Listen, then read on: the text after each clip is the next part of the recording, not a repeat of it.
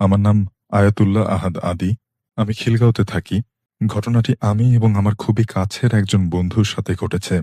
২ বছর অর্থাৎ ২০১৯ সালের নভেম্বর মাসে আমি এবং আমার বন্ধু স্কুলের পরীক্ষা শেষ করে বন্ধুর গ্রামের বাড়িতে ঘুরতে যাওয়ার জন্য আমার বন্ধু আমাকে প্রস্তাব দেয়। ওর নাম তৌহিদ এবং ওর গ্রামের বাড়ি পাবনা। গ্রামটি খুব একটি উন্নত নয় বলতে গেলে। তা ছিল এক ধরনের মফস্বল গ্রাম। ঘরবাড়ি খুবই কম এবং গ্রামের সকলে বেশ কাছাকাছি বসবাস করে। যেদিন আমরা বন্ধুরা গ্রামে গিয়ে পৌঁছাই, ওই দিন সারাদিন গ্রামটি ঘুরে ঘুরে দেখি আমি এবং আমার বন্ধু। গ্রামে দর্শনীয় স্থান বলতে গেলে ২ মাইল দূরে একটা ভাঙা কালী মন্দির।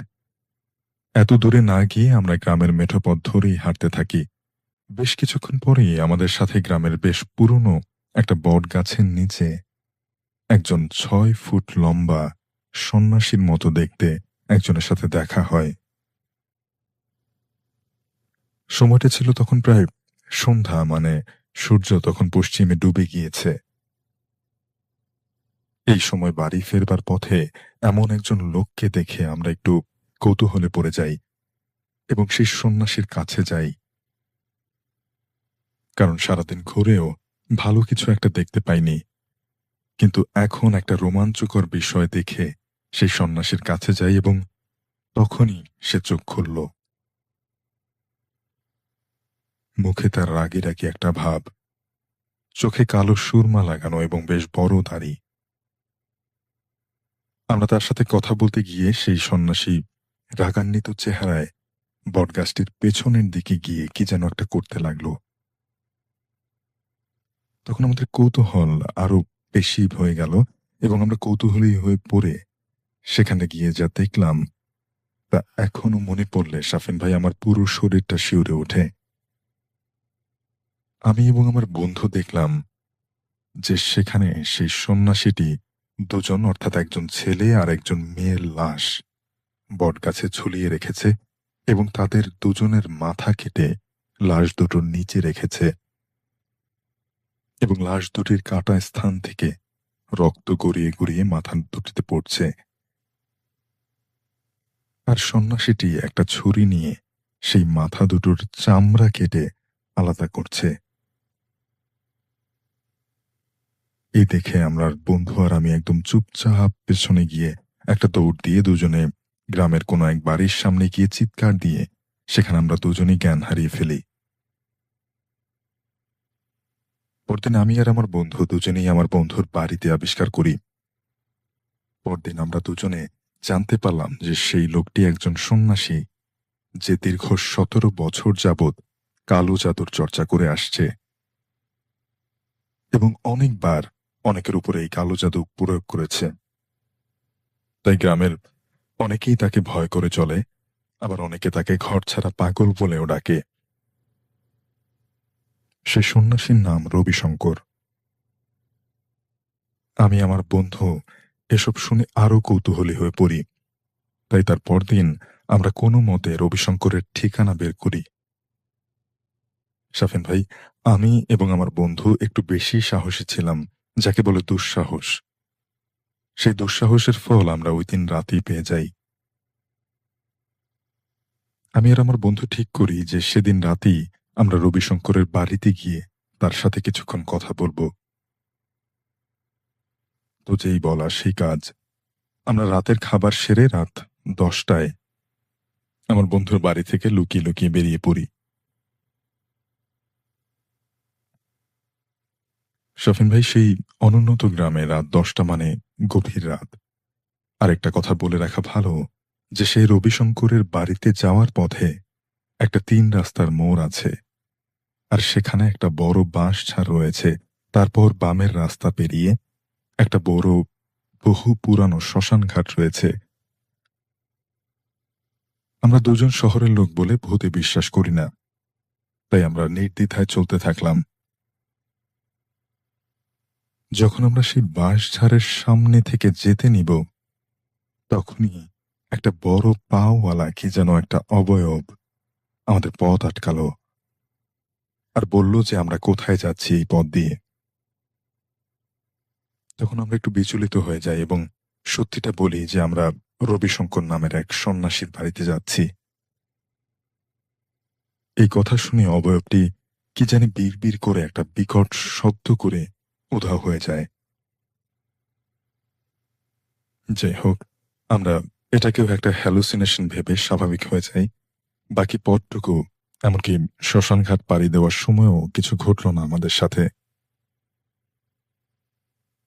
যেখানে আমরা প্রস্তুতি নিয়ে রেখেছিলাম যে কিছু একটা ঘটবে, কিন্তু তেমন কিছুই একটা ঘটল না আমাদের সাথে। আমরা নিরাপদেই সেই ঠিকানা মতো সেই স্থানে পৌঁছে যাই। জায়গাটা ছিল খুবই গা ছমছমে। পুরনো একটা ভাঙাচোরা ঘর এবং তার পেছনে একটা তাল গাছ, আর চারিদিকে বন জঙ্গল ঘেরা। আমরা দুজন তখন সেই পরিবেশ দেখে বেশ ভয় পেয়ে যাই। তখন আমরা একটু ভীতু কণ্ঠে রবিশঙ্করের নাম নিতেই সে একটি ভাঙা কিছু একটা নিয়ে এসে আমাদের সামনে বসল। আমরা দুজন তখন তার সাথে কালো জাদু নিয়ে কথা বলতে নিয়ে, এবং সে এটা নিয়ে শুনে একটু বেশি খুশি হয়ে উঠল এবং আমাদের বসতে বলল। কিছু না পেয়ে আমরা মাটিতে বসি। সময়টা তখন নভেম্বরের শেষের দিকে হওয়ায় গ্রামের বেশ শীতল একটা পরিবেশ সৃষ্টি হয়েছে। তখন আমি রবিশঙ্করের সাথে কথা বলতে বলতে হঠাৎ রবিশঙ্কর বলে উঠল যে, তোরা শহুরের পোয়ারা কি প্রেতে বিশ্বাস করস, যে লেগে আমার কাছে আইসোস এগুলো জিজ্ঞাইতে? তখন আমি একটু রেগে গিয়ে বললাম যে আমি ওসব ভূতে বিশ্বাস করি না। তারপর আমি আরো বললাম যে আমি ভূত দেখতে চাই।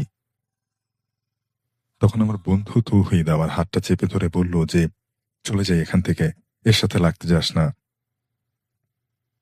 তখন রবিশঙ্কর তার ঘর থেকে কিছু জিনিসপত্র নিয়ে আসে। অনেক অন্ধকার ছিল বলে চাঁদের আবছা আলোতে যা দেখি তা হলো একটা বাসন, কিছু ফুল, কিছু কাটা চুল, একটা খলি এবং একটা লাঠির মতো কিছু একটা। লাঠিটা দিয়ে সে আমাদের দুজনের চারিদিকে গোল করে দুটি বৃত্ত এঁকে দিল এবং কি যেন একটা বিড়বিড় করে পড়ে ফু দিল। তারপর সে বলল যে যাই হোক না কেন, এই বৃত্ত থেকে যেন আমরা বের না হই। তারপর সেও একটি গোল বৃত্তের মধ্যে বসে পড়ল। আমি বলে উঠলাম যে, আপনার তো অনেক ক্ষমতা, আপনার এটা কেন দরকার? সে বলল যে, শয়তান মাঝে মাঝে অনিয়ন্ত্রিত হয়ে পড়ে, তাই সুরক্ষা নিয়ে রাখা ভালো। এরপর রবিশঙ্কর আকাশের দিকে তাকিয়ে কি জানি একটা পড়তে থাকলো এবং জোরে জোরে যে রবিশঙ্কর যেন কারো কাছে আকুতি মিনতি করছে। তারপর হঠাৎ একটা শীতের দিনে আমরা দুইজন গরম একটা বাতাস অনুভব করি। অতঃপর রবিশঙ্কর বলে উঠল যে তারা আসছে। এটা শুনে আমাদের দুজনের মনে একটা অজানা ভয় করতে থাকে এবং আমরা ঘামতে শুরু করি। হঠাৎ রবিশঙ্কর একটা বিশ্রী হাসি দিয়ে আমাদের দিকে তাকিয়ে থাকে। তারপর আমরা যা দেখি তা কখনোই কেউ দেখতে চাইবে না। আমরা দেখি যে সেই বাড়ির পেছনের তাল গাছ থেকে এক ধরনের গোঙানির আওয়াজ আসছে এবং আমাদের চোখ সেখানে পড়তেই আমাদের শির দ্বারা দিয়ে একটা ঠান্ডা স্রোত বয়ে গেল। আমরা দেখলাম যে তাল গাছের উপরে একটা মেয়ে দুপা ছড়িয়ে অদ্ভুতভাবে বসে আছে এবং একটা বিশ্রী হাসি দিয়ে আমাদের দিকে তাকিয়ে আছে। কিছুক্ষণ পরেই সেই মেয়েটি একটা বিকট চিৎকার দিয়ে উড়ে এসে আমাদের একদম ঠিক 1 ফিটের মতো দূরত্বের সামনে এসে দাঁড়িয়ে পড়ল। তারপর আমরা তাকে চিনতে পারলাম যে এই সেই মেয়ে যার লাশ আমরা সেদিন মাথাহীনভাবে ঝুলতে দেখেছিলাম বটগাছে। তার গা থেকে অনেক বিশ্রী একটা দুর্গন্ধ আসছে, যেন অনেক দিনের লাশের মতো। তার চোখের কোটরে কোনো চোখ নেই, শুধুই কালো। দেহের বিভিন্ন স্থানে বড় বড় ক্ষত, গা বেয়ে ঘন লাল রক্ত গড়াচ্ছে, সেটা আমরা টের পাচ্ছি। সে আমাদের দুজনের দিকে আরো এগিয়ে এসে তার হাত বাড়িয়ে কিছু একটা করতে যাবে, তখন কি জানি একটা অদৃশ্য আমাদেরকে রক্ষা করছে। ততক্ষণে সেই মেয়েটা আরো ক্ষিপ্ত হয়ে নানা প্রকার ভয় দেখাচ্ছে আমরা সেই গোল বৃত্ত থেকে সরে যাই যাতে। তখন আমি ভয়ে শেষ, আর এই দেখে আমি যত দোয়া সূরা পারতাম সব পড়তে শুরু করি জোরে জোরে। এত কিছু দেখে আমার বন্ধু তৌহিদ সহ্য করতে না পেরে সে একটা চিৎকার দিয়ে যখনই পালাতে যাবে তখন সেই অশরীরীটা ঝাঁপ দিয়ে তৌহিদের উপরে পড়ে গেল আর বিশ্রীভাবে হাসতে হাসতে বলল যে, মেলা দিন পরে একটারে পাইছি, তোরে আজকে সিরালামো। এই বলে সেই অশরীরটা যখনই তৌহিদকে মারতে নিবে তখনই রবিশঙ্কর সেখান থেকে উঠে গিয়ে অশরীরের উপর ঝাঁপিয়ে পড়ল এবং তৌহিদকে ধাক্কা দিয়ে সেই গোল বৃত্তি পাঠিয়ে দিল। ততক্ষণে তৌহিদ সম্পূর্ণভাবে অজ্ঞান। তখন সেই অশরীরীটি রবিশঙ্করের মাথা আলাদা করে তাকে ছিঁড়ে ছিঁড়ে খাচ্ছিল আর আমার দিকে বিশ্রীভাবে তাকিয়ে বলছিল, কিরে খাবি নাকি, আয় আমার লগে খা। এই শুনে আমি সেখানে অজ্ঞান হয়ে যাই। পরদিন সকালে তৌহিদের ডাকে উঠি এবং চারদিকে তাকিয়ে দেখি যে রবিশঙ্করের দেহ ছিন্ন বিচ্ছিন্নভাবে ছড়িয়ে ছিটিয়েছিল। সেই বন জঙ্গলের মধ্যে চারদিক নিস্তব্ধ আর তার দেহহীন মাথাটি আমাদের দিকে রাগী দৃষ্টিতে তাকিয়ে আছে। আর মনে হচ্ছিল যে রবিশঙ্কর বলছে, কিরে শহরের লোকেরা, এবার বিশ্বাস হইল যে প্রেম বলে কিছু আছে। আমি আর তৌহিদ তার বাড়ি যাওয়ার পর তৌহিদের বাড়ির সবাই কান্নাকাটি করতে প্রায় শেষ হয়ে গিয়েছে। আমাদের দেখে আন্টি আমাদেরকে জড়িয়ে ধরল। তারপর আমরা আমাদের সাথে ঘটে যাওয়া ঘটনা সবকিছু বলি। আমি আর তৌহিদ পরিবার সহ পরদিনে ঢাকায় চলে আসি। কিন্তু পরবর্তীতে আমরা জানতে পারি যে সেই রবিশঙ্কর বহাল তবিয়তে আছে। অর্থাৎ সেদিন সেই অশরীরী তাকে যে মেরেছিল আমরা দেখেছিলাম, তাতে তার মৃত্যু হয়নি বা কি হয়েছিল সেটা আমরা জানি না। এই পুকুর কেন্দ্রিক যে ঘটনাটি আপনাদেরকে শোনাবো, আশা করি সবারই ভালো লাগবে। প্রিয় লিসেনার্স, এই পুকুরটিতে যখন ভৌতিক ঘটনা শুরু হয় সময়টা ছিল 1992 সাল।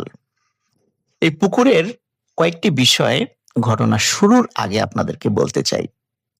সেটি হচ্ছে, এই পুকুরটি স্থানীয়ভাবে দাসের পুকুর নামে পরিচিত। কারণ হচ্ছে, ওই পুকুরের পার্শ্ববর্তী গ্রামে যে হিন্দু সম্প্রদায় আছে তাদের বংশ দাস। তারা অনেকদিন ধরে ধোপার কাজের সাথে জড়িত আছেন। আর যখন এটি খোঁড়া হয় অনেকদিন আগে, তখন আশেপাশে কোনো পুকুর ছিল না। বেশ কয়েকটি বিষয়কে উদ্দেশ্য করে পুকুরটি খোঁড়া হয়। এটা যে শুধু হিন্দুরা খুঁড়েছে তা না, এখানে মুসলিমরাও এই পুকুর খোঁড়ার সাথে জড়িত ছিল। কারণ হচ্ছে আশেপাশে পুকুর কম থাকা, গবাদি পশুর গোসল করানোর জন্য এবং নিজেদের গোসল করার জন্য পুকুরের প্রয়োজনীয়তা, ধোপা সম্প্রদায় যারা দাস যারা আছেন তাদের কাপড় ধোয়া, বিভিন্ন কারণে এই পুকুরটির প্রয়োজনীয়তা দেখা দেয়। আরো একটা প্রয়োজনীয়তা ছিল, সেটি হচ্ছে যখন হিন্দু সম্প্রদায়ের লোকদের বিভিন্ন পূজার সময়টা হতো, ওই পূজার যে মূর্তিগুলো, এই মূর্তিগুলো পূজার শেষে এই পুকুরে ডুবিয়ে ফেলা হতো। এভাবেই দীর্ঘদিন ধরে এই কাজটি চলে আসছে। হিন্দু মুসলিম সবাই এই পুকুরে তারা তাদের বিভিন্ন ধরনের কর্মকাণ্ড তারা সেটা কাজ করে আর কি। পুকুরের ঠিক দক্ষিণ পাশে রয়েছে একটি শ্মশান। এটা অনেক আগে থেকে এই শ্মশানটি ছিল। তো লিসেনার্স, 1992 সাল থেকে যখন ঘটনাটি সূত্রপাত হয়, সূত্রপাতটি ছিল এমন। স্থানীয় একজন ব্যক্তি, উনি শখ করে একটি ঘোড়া কেনেন। ঘোড়া কেনার পর ঘোড়াটিকে গোসল করানোর জন্য উনি দিনের বেলা কোন একটি সময়, এটা নির্দিষ্ট করে আসলে বলতে পারে নাই আমাকে, যে কোন একটি সময়ে ওই ঘোড়াটিকে পুকুরে নামিয়ে আনেন। পুকুরে নামিয়ে আনার পর ঘোড়াটিকে যখন তিনি গোসল করাচ্ছিলেন, গোসল কিছুটা করানো হয়েছে, হঠাৎ ঘোড়াটি জোরে চিৎকার করে লাফ দিয়ে ওই পুকুর থেকে বের হয়ে যায় এবং উপরে চলে যায় এবং ছুটতে ছুটতে ছুটতে মালিকের বাড়িতে চলে যায়। মালিক পেছন থেকে ঘোড়ার পিছনে দৌড়াতে থাকে। উনি বুঝতে পারছিলেন না হঠাৎ করে কেন ঘোড়াটি গোসল অর্ধেক করানোর পর লাফ দিয়ে উঠে গেল। উনি বিষয়টি আসলে স্বাভাবিকভাবেই নিয়েছেন। হতে পারে যে ঘোড়াটির ভালো লাগছিল না, এই জন্য উঠে চলে গেছে। এর পরের দিন ঘটে প্রায় একই ধরনের ঘটনা। যেহেতু ওই পুকুরে অনেকেই তাদের গবাদি পশু গোসল করাতেন, স্পেশাল করে গরু। একদিন একজন ব্যক্তি, মানে ঠিক পরের দিনই আর কি, তার দুটো গরু গোসল করানোর জন্য পুকুরে নামান। নামানোর সাথে সাথে গরু দুটি ভয়ঙ্করভাবে চিৎকার করতে করতে পুকুর থেকে উঠে দৌড় দিয়ে চলে যায়। এমন মনে হচ্ছিল যে পানিতে নামার পর হঠাৎ এমন কোনো গরম, মানে মনে হচ্ছে যে ওদেরকে গরম কোনো তেলের মধ্যে ছেড়ে দেওয়া হয়েছে, এমন ভাবে ছটফট করতে করতে উঠে দৌড় দেয়। আসলে এতদিন ধরে পুকুরে গোসল করানো হচ্ছে গরু, ছাগল, বিভিন্ন গবাদি পশু, কখনোই কিন্তু এই ধরনের ঘটনা ঘটেনি। তাহলে হঠাৎ করে কেন এই সমস্যার সৃষ্টি হচ্ছে? এভাবে প্রতিদিনই যেই কোনো গরু ছাগল নামাতো, সাথে সাথে এই ধরনের ঘটনা ঘটতো। গরু ছাগলগুলো এরপর থেকে কোনোভাবেই তাদেরকে দড়ি ধরে টেনে কোনোভাবেই পুকুরে নামানো যেত না। আসলে বোবা প্রাণী, ওরা তো আর বলতে পারে না যে আসলে ওদের সাথে কি হয়েছে। কিন্তু মানুষ সেভাবে বুঝতে পারছিল না যে কেন গরু ছাগলগুলো পুকুরে নামতে চাচ্ছে না, বা নামলেও এই ধরনের অস্বাভাবিক আচরণ কেন করছে। এর মধ্যে ঘটে যায় আরো একটি ঘটনা। গ্রামের হিন্দু পাড়ার, মানে ওই দাস পাড়ার ছোট্ট একটি মেয়ে, 5 থেকে 7 বছর বয়স, নাম হচ্ছে নূপুর। প্রতিদিনের মতো দুপুরবেলা নূপুর তার বন্ধু বান্ধবদের সাথে গোসল করতে আসতো।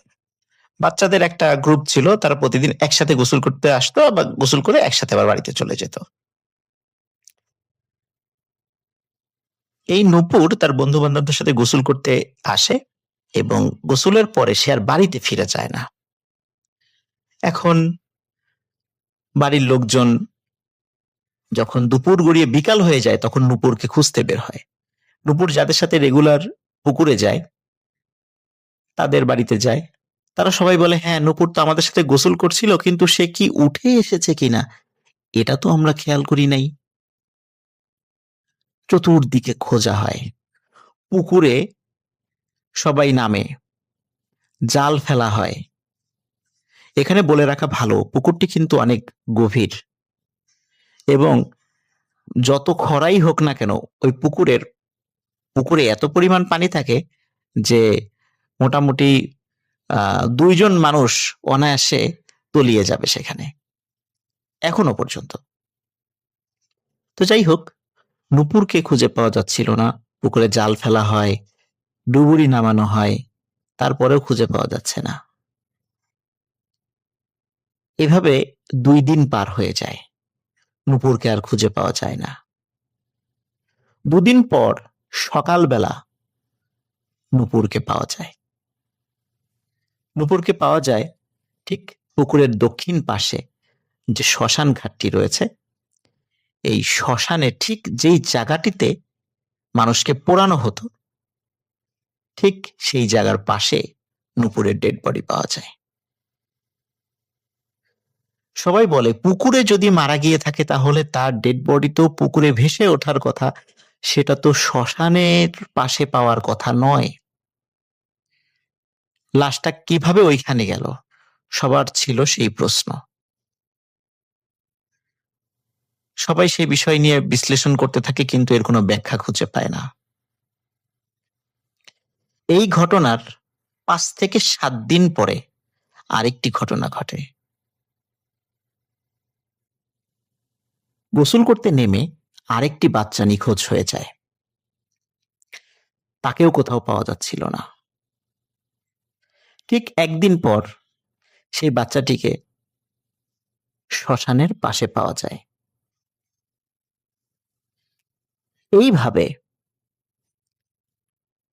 বাচ্চাদেরকে মৃত অবস্থায় যখন পাওয়া যাচ্ছিল, গ্রামের মধ্যে একটা আতঙ্ক সৃষ্টি হয়ে যায় যে এই পুকুরে নামার পরে কেউ না কেউ উঠছে না, আবার পুকুরে লাশও ভেসে উঠছে না, লাশটা পাওয়া যাচ্ছে শ্মশানের কাছে। এটা কেন হচ্ছে? সবার মধ্যে যে যখন এই আতঙ্ক সৃষ্টি হয়ে যায়, তখন গ্রামের অধিকাংশ পরিবারের বাচ্চাদেরকেই এই পুকুরে গোসল করানোর জন্য পাঠানো হতো না।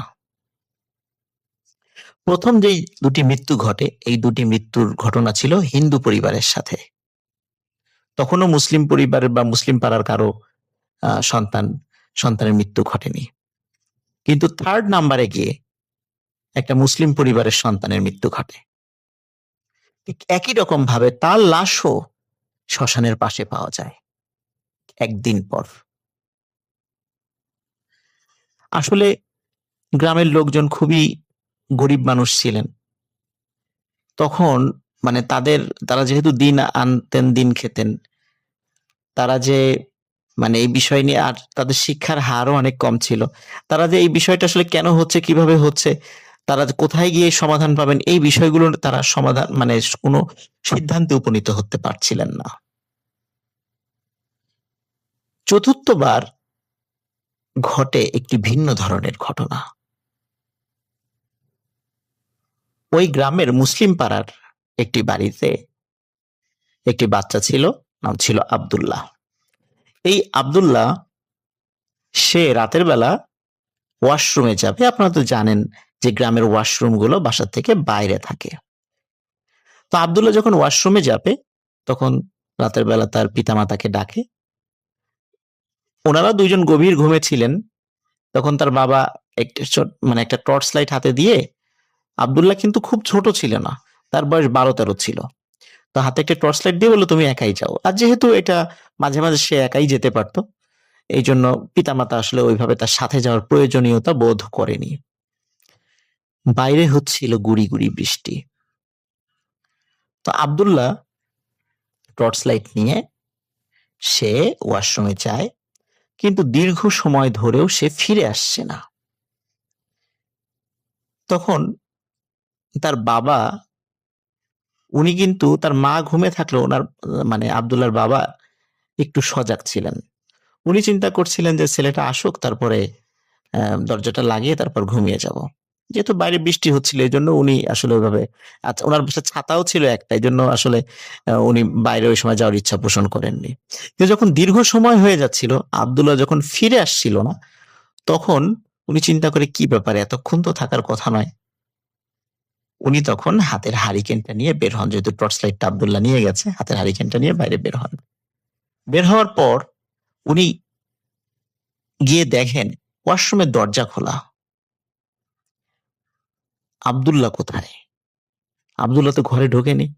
এত রাত্রে তো আসলে আব্দুল্লাহর কোথাও যাওয়ার কথাও নয়। তখন উনি আশেপাশে একটু খোঁজার চেষ্টা করেন, দেখেন আব্দুল্লাহ নাই। তাকে ডাকাডাকি করেন, নাই নাই নাই। ওনার ডাক শুনে আব্দুল্লাহর মা ঘরের থেকে বের হয়ে আসে, তার ঘুম ভেঙে যায়, বের হয়ে আসে, এসে বলে কি হয়েছে? তখন আব্দুল্লাহর বাবা বলেন যে দীর্ঘ সময় পরেও যখন আব্দুল্লাহকে পাওয়া যাচ্ছিল না, এই জন্য উনি খুঁজতে বের হয়ে আব্দুল্লাহকে এখন পাচ্ছেন না। তখন ওনারা যখন চিৎকার চেঁচামেচি শুরু করেন, পাশের প্রতিবেশীরাও রাতের বেলা তাদের ঘুম ভেঙে যায়, তারা চলে আসেন। চলে আসার পর যেহেতু গুড়ি গুড়ি বৃষ্টি হচ্ছিল, মাটিতে শক্ত মাটি ছিল না, কাদা মাটি হয়ে গেছিল। তারা টর্চ লাইট জ্বালিয়ে খেয়াল করলেন যে আব্দুল্লাহর পায়ের ছাপ ওয়াশরুমে গেছে এবং ওয়াশরুম থেকে বের হয়েছে 3-4 হাত বের হয়েছে আব্দুল্লাহর পায়ের ছাপ। এরপরে আব্দুল্লাহর এই ছোট পায়ের ছাপটা অনেক বড় মনে হচ্ছে এটা কোনো মানুষের পায়ের ছাপ না, এটা দানবাকৃতির কোন একটা প্রাণীর পায়ের ছাপ মনে হচ্ছে সেখানে। এবং ওই ছাপটা আস্তে আস্তে পুকুরের দিকে চলে গেছে। তখন সবাই ভয় পেয়ে যান যে নিশ্চয়ই কোনো ভয়ঙ্কর কিছু আব্দুল্লাহকে এখান থেকে ধরে নিয়ে গেছে। সবাই মানে প্রচন্ড জোরে চিৎকার চেঁচামেচি শুরু করেন। গ্রামের লোকজন ওই রাত্রেবেলায় চলে আসে। সবাই এসে পুকুর পাড়ে জড়ো হয়। জড়ো হওয়ার পর রাতের বেলায় পুকুরে তাকে খোঁজ করা শুরু হয়। কিন্তু পুকুরে তাকে কেউ রাতের বেলা খুঁজে পাচ্ছিল না। হঠাৎ করে একজন বলল, এই দেখো দক্ষিণে শ্মশানের দিকে কিছু একটা দেখা যাচ্ছে। তখন কিন্তু অনেক লোক সাক্ষী ছিল। তখন তারা দূর থেকে দেখছিল শ্মশানে যে জায়গাটাতে মানুষ পোড়ানো হয় সেখানে কোনো একটা বাচ্চার ওই চাঁদের আলোতে মনে হচ্ছিল, খুব বেশি দূর তো না, মানে পুকুরের ঠিক দক্ষিণ পাশেই আর কি। কিন্তু যতটুকু দূর তারা কাছে যাওয়ার আগে যতটুকু দূর থেকে দেখছিল তাদের ভাষ্য অনুযায়ী মনে হচ্ছিল কোনো একটা বাচ্চাকে, ছোট একটা বাচ্চাকে ওখানে শোয়ানো হচ্ছে এবং চারদিকে বড় বড় আকৃতির 10-12 জন মানুষ, তাদের ছায়া দেখা যাচ্ছে। গ্রামের ওই সময় সবাই ওই শ্মশানের দিকে ছুটতে থাকে। গিয়ে দেখে আব্দুল্লাহ সেখানে পড়ে আছে, কিন্তু আশেপাশে কোনো মানুষ দেখা যাচ্ছে না। তারা আব্দুল্লাহকে সেখান থেকে নিয়ে আসে। সৌভাগ্যক্রমে আব্দুল্লাহ জীবিত ছিল, তাকে হয়তোবা তখনও মারতে পারেনি। আব্দুল্লাহকে চিকিৎসা করে সুস্থ করা হয়, তার জ্ঞান ফেরে। জ্ঞান ফেরার পরে আব্দুল্লাহকে জিজ্ঞাসা করা হয় যে তোমার সাথে কি ঘটেছিল, কিছু মনে আছে? তখন আব্দুল্লাহ বলছিল সে যখন ওয়াশরুমে গিয়েছে, ওয়াশরুমের বাইরে সে অদ্ভুত কিছু শব্দ শুনতে পায়। মনে হচ্ছিল যে কোনো একজন খুবই ক্ষুধার্ত কোনো এক মানুষ, শরীরের জোর না থাকলে যেভাবে কথা বলে, খুব দুর্বল আকৃতিতে কথা বলছে এবং কান্নাকাটি করছে। আবার কখনো অদ্ভুত কিছু জন্তুর আওয়াজ সে শুনেছে, এরকমই আব্দুল্লাহ বলেছে। যখন আব্দুল্লাহ ভয় পেয়ে দ্রুত ওয়াশরুমের কাজ সেরে বের হয়েছে, বের হওয়ার পর তার সামনে ভয়ঙ্কর কালো আকৃতির একটি ছায়ামূর্তি সে দেখতে পায়। এরপরে আব্দুল্লাহর আর কিছু মনে নেই। গ্রামে এই ধরনের অদ্ভুত ঘটনা, স্পেশালি বাচ্চাদের সাথে যখন এই ধরনের ঘটনা ঘটছিল, 3টা বাচ্চা অলরেডি মারা গেল, আব্দুল্লাহ কোনো মতে জীবিত ছিল। তখন গ্রামের লোকজন চিন্তা করে যে একজন ভালো হুজুরের শরণাপন্ন অবশ্যই হতে হবে, তা না হলে এই ধরনের বাচ্চা মিসিং হয়ে যাবে বা মারা যাবে, এটা কেন? এটা তো সমাধান করার দরকার। তখন গ্রামের হিন্দু মুসলিম তারা সবাই এক জায়গায় বসে একটা সিদ্ধান্ত নিয়ে পরিচিত একজন হুজুরের কাছে যান। তখন হুজুর উনি বলেন যে আমাকে 1 সপ্তাহ সময় দিতে হবে, আমি বলবো যে আসলে কেন এরকমটা হচ্ছে। 1 সপ্তাহ পর হুজুর বলেন যে তোমাদের এই যে পুকুরটা রয়েছে, এই পুকুরটা ভালোই ছিল, অনেকদিন ধরে তোমরা কাজ করছিল, সবার উপকারে লাগছিল। হঠাৎ করে এই পুকুরে কিছু জিনদের আবির্ভাব ঘটেছে। এই জিনগুলো হিন্দুও না, মুসলিমও না। এরা চায় না যে কেউ এই পুকুরে গরু ছাগল গোসল করাক বা কোনো গবাদি পশু গোসল করাক, আর কোনো মূর্তি এই পুকুরে ডুবানো হোক, এটা তারা চাচ্ছে না। তারা চাচ্ছে এই কাজগুলি অন্য পুকুরে করাতে। এই জন্য তারা এই পুকুরের মধ্যে একটা আতঙ্ক সৃষ্টি করেছে এবং তারা এই পুকুরেই থাকবে, এখান থেকে যাবে না। এবং হঠাৎ করেই তারা এখানে এসে আস্তানা গেড়েছে। উনি যখন এই বিষয়টি বলেন, ওই সময় ওনার সামনে যে হিন্দু মুসলিমরা ছিলেন তারা সবাই বিষয়টা বিশ্বাস করে এবং মেনে নেয়। সমস্যা হলো যখন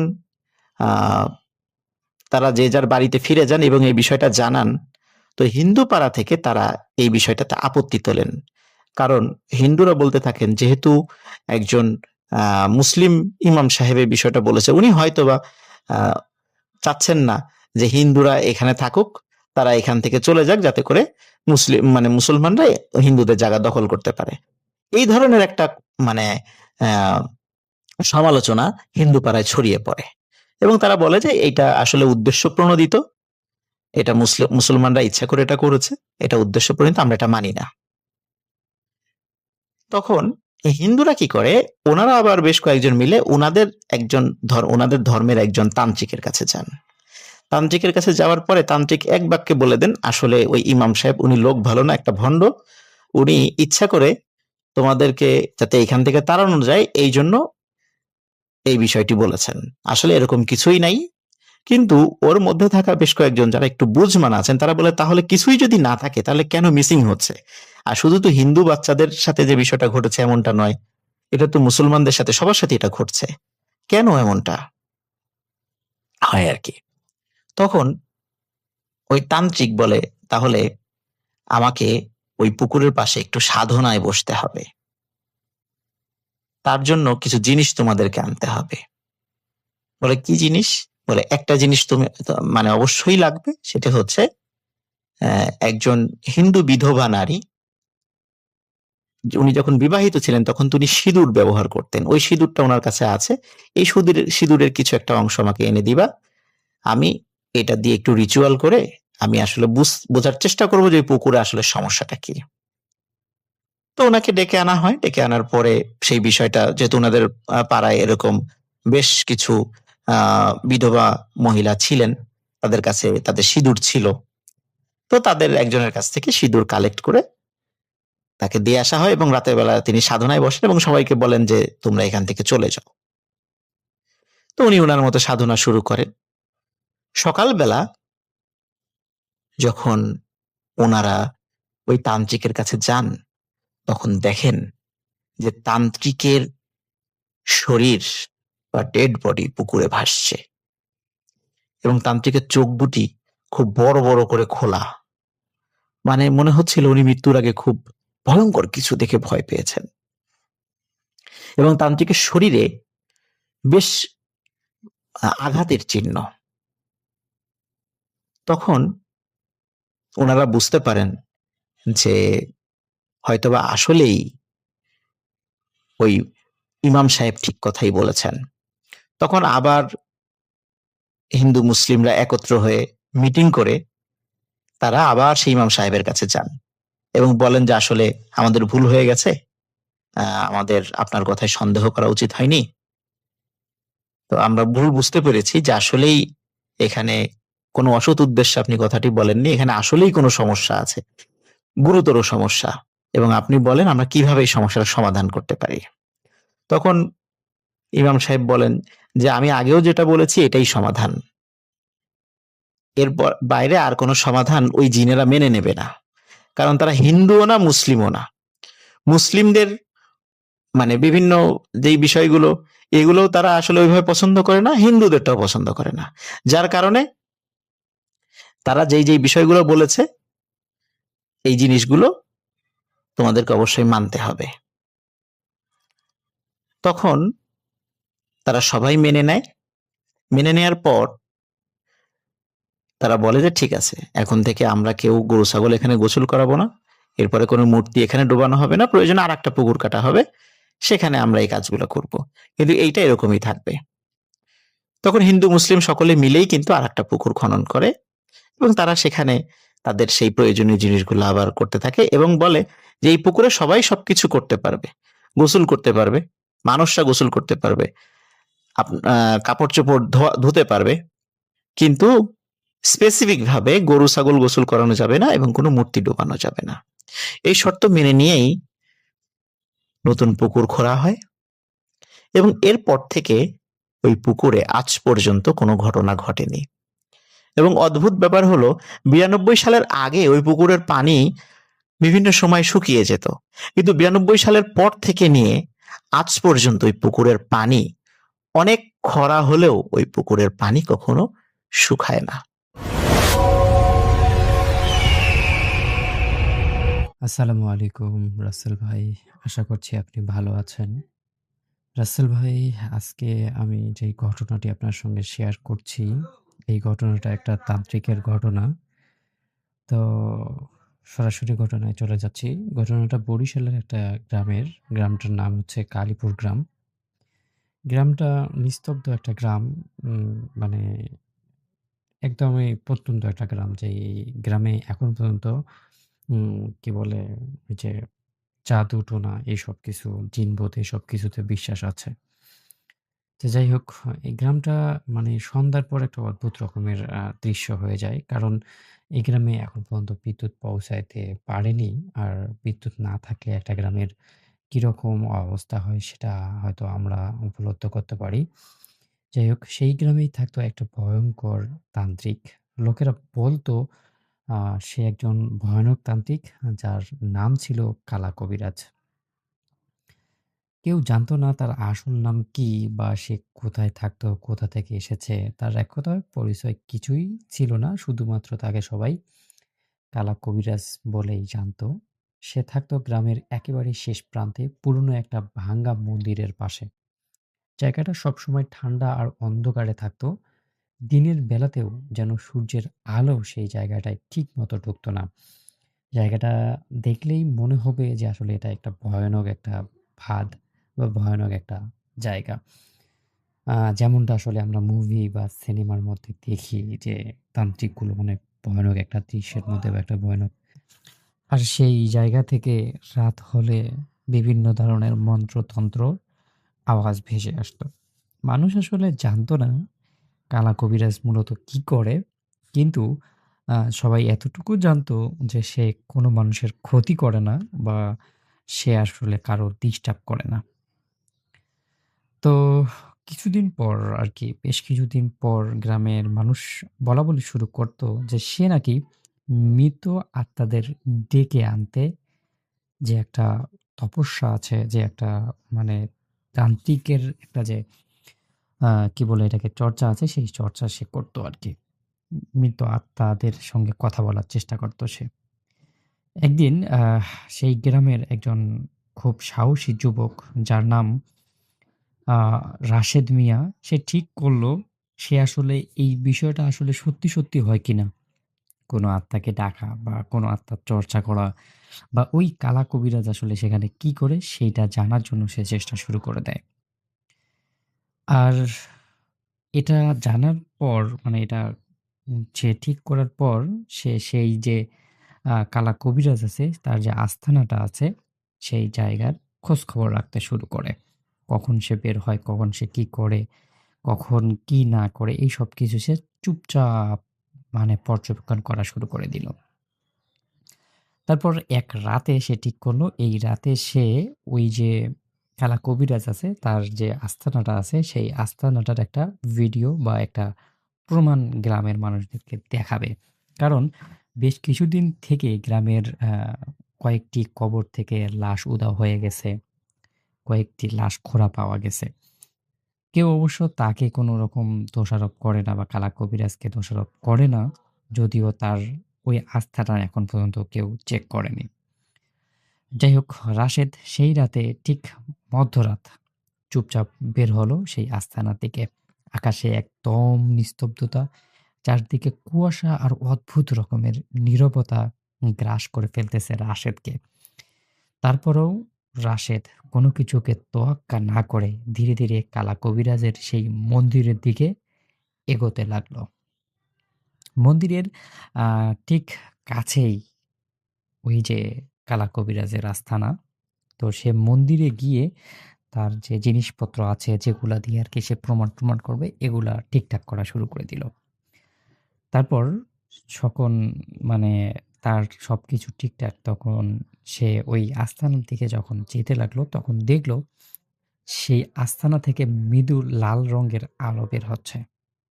আর একটা কণ্ঠ খুব গভীর অমানুষীয় মানসিক একটা মানে কথা অমানুষিক কিছু শব্দ করছে। তারপর অনেকক্ষণ ধরে রাশেদ শোনার পর বুঝতে পারল যে এই আ কালা কবিরাজ কিছু একটা মন্ত্র পড়ছে।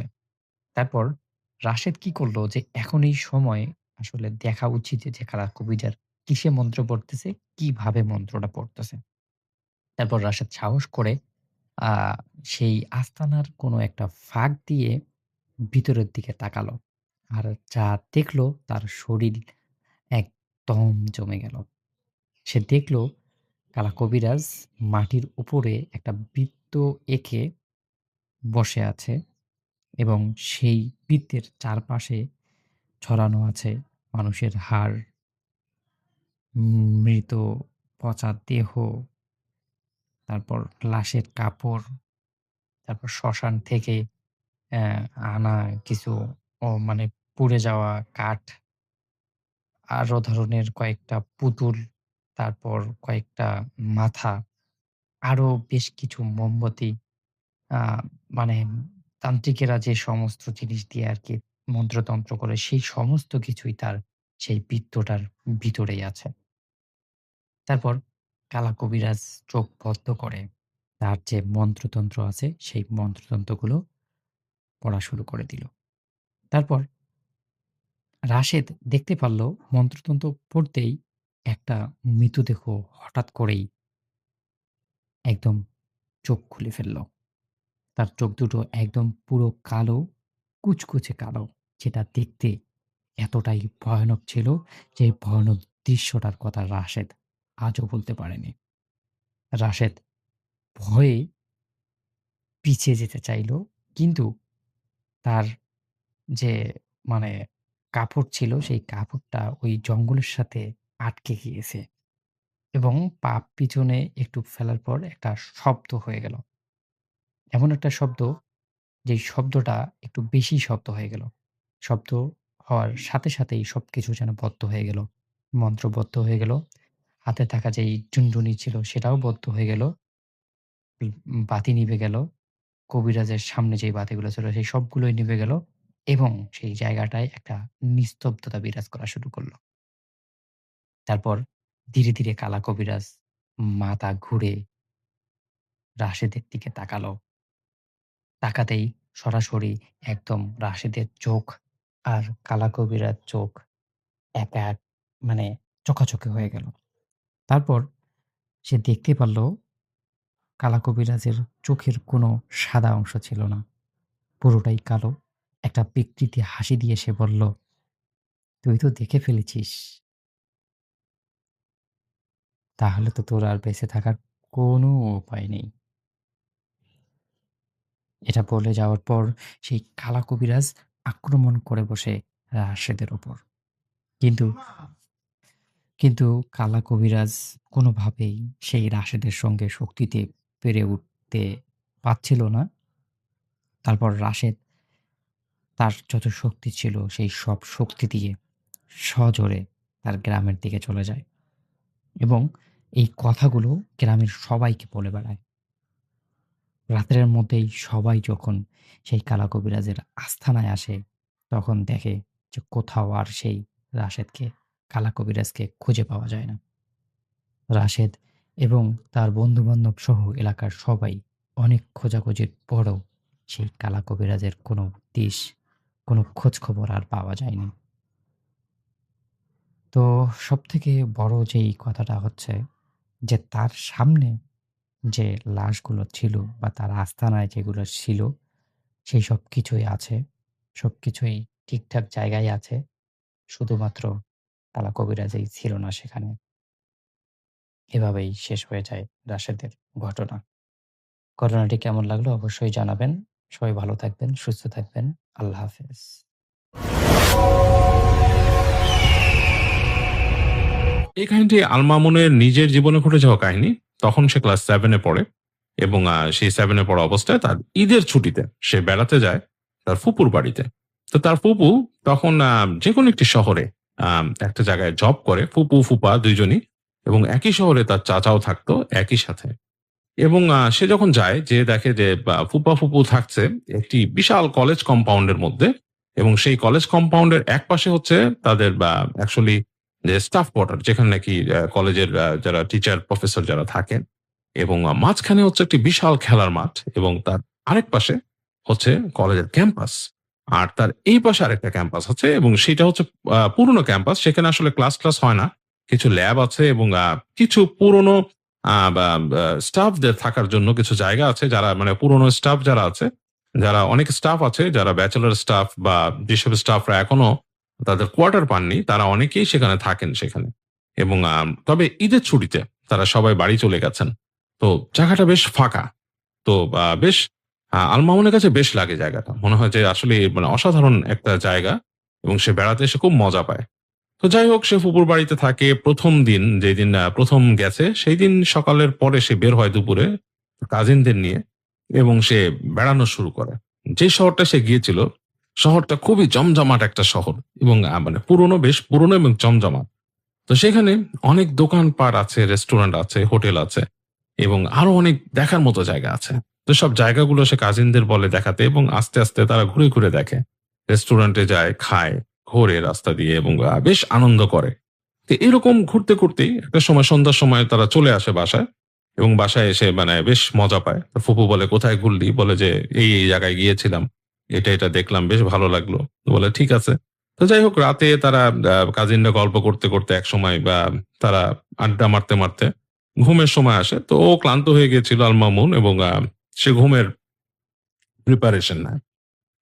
তো যখন ঘুমিয়ে পড়ে, ঘুমানোর আগে দিয়ে সে দেখে বাতি নিভিয়ে দিয়েছে।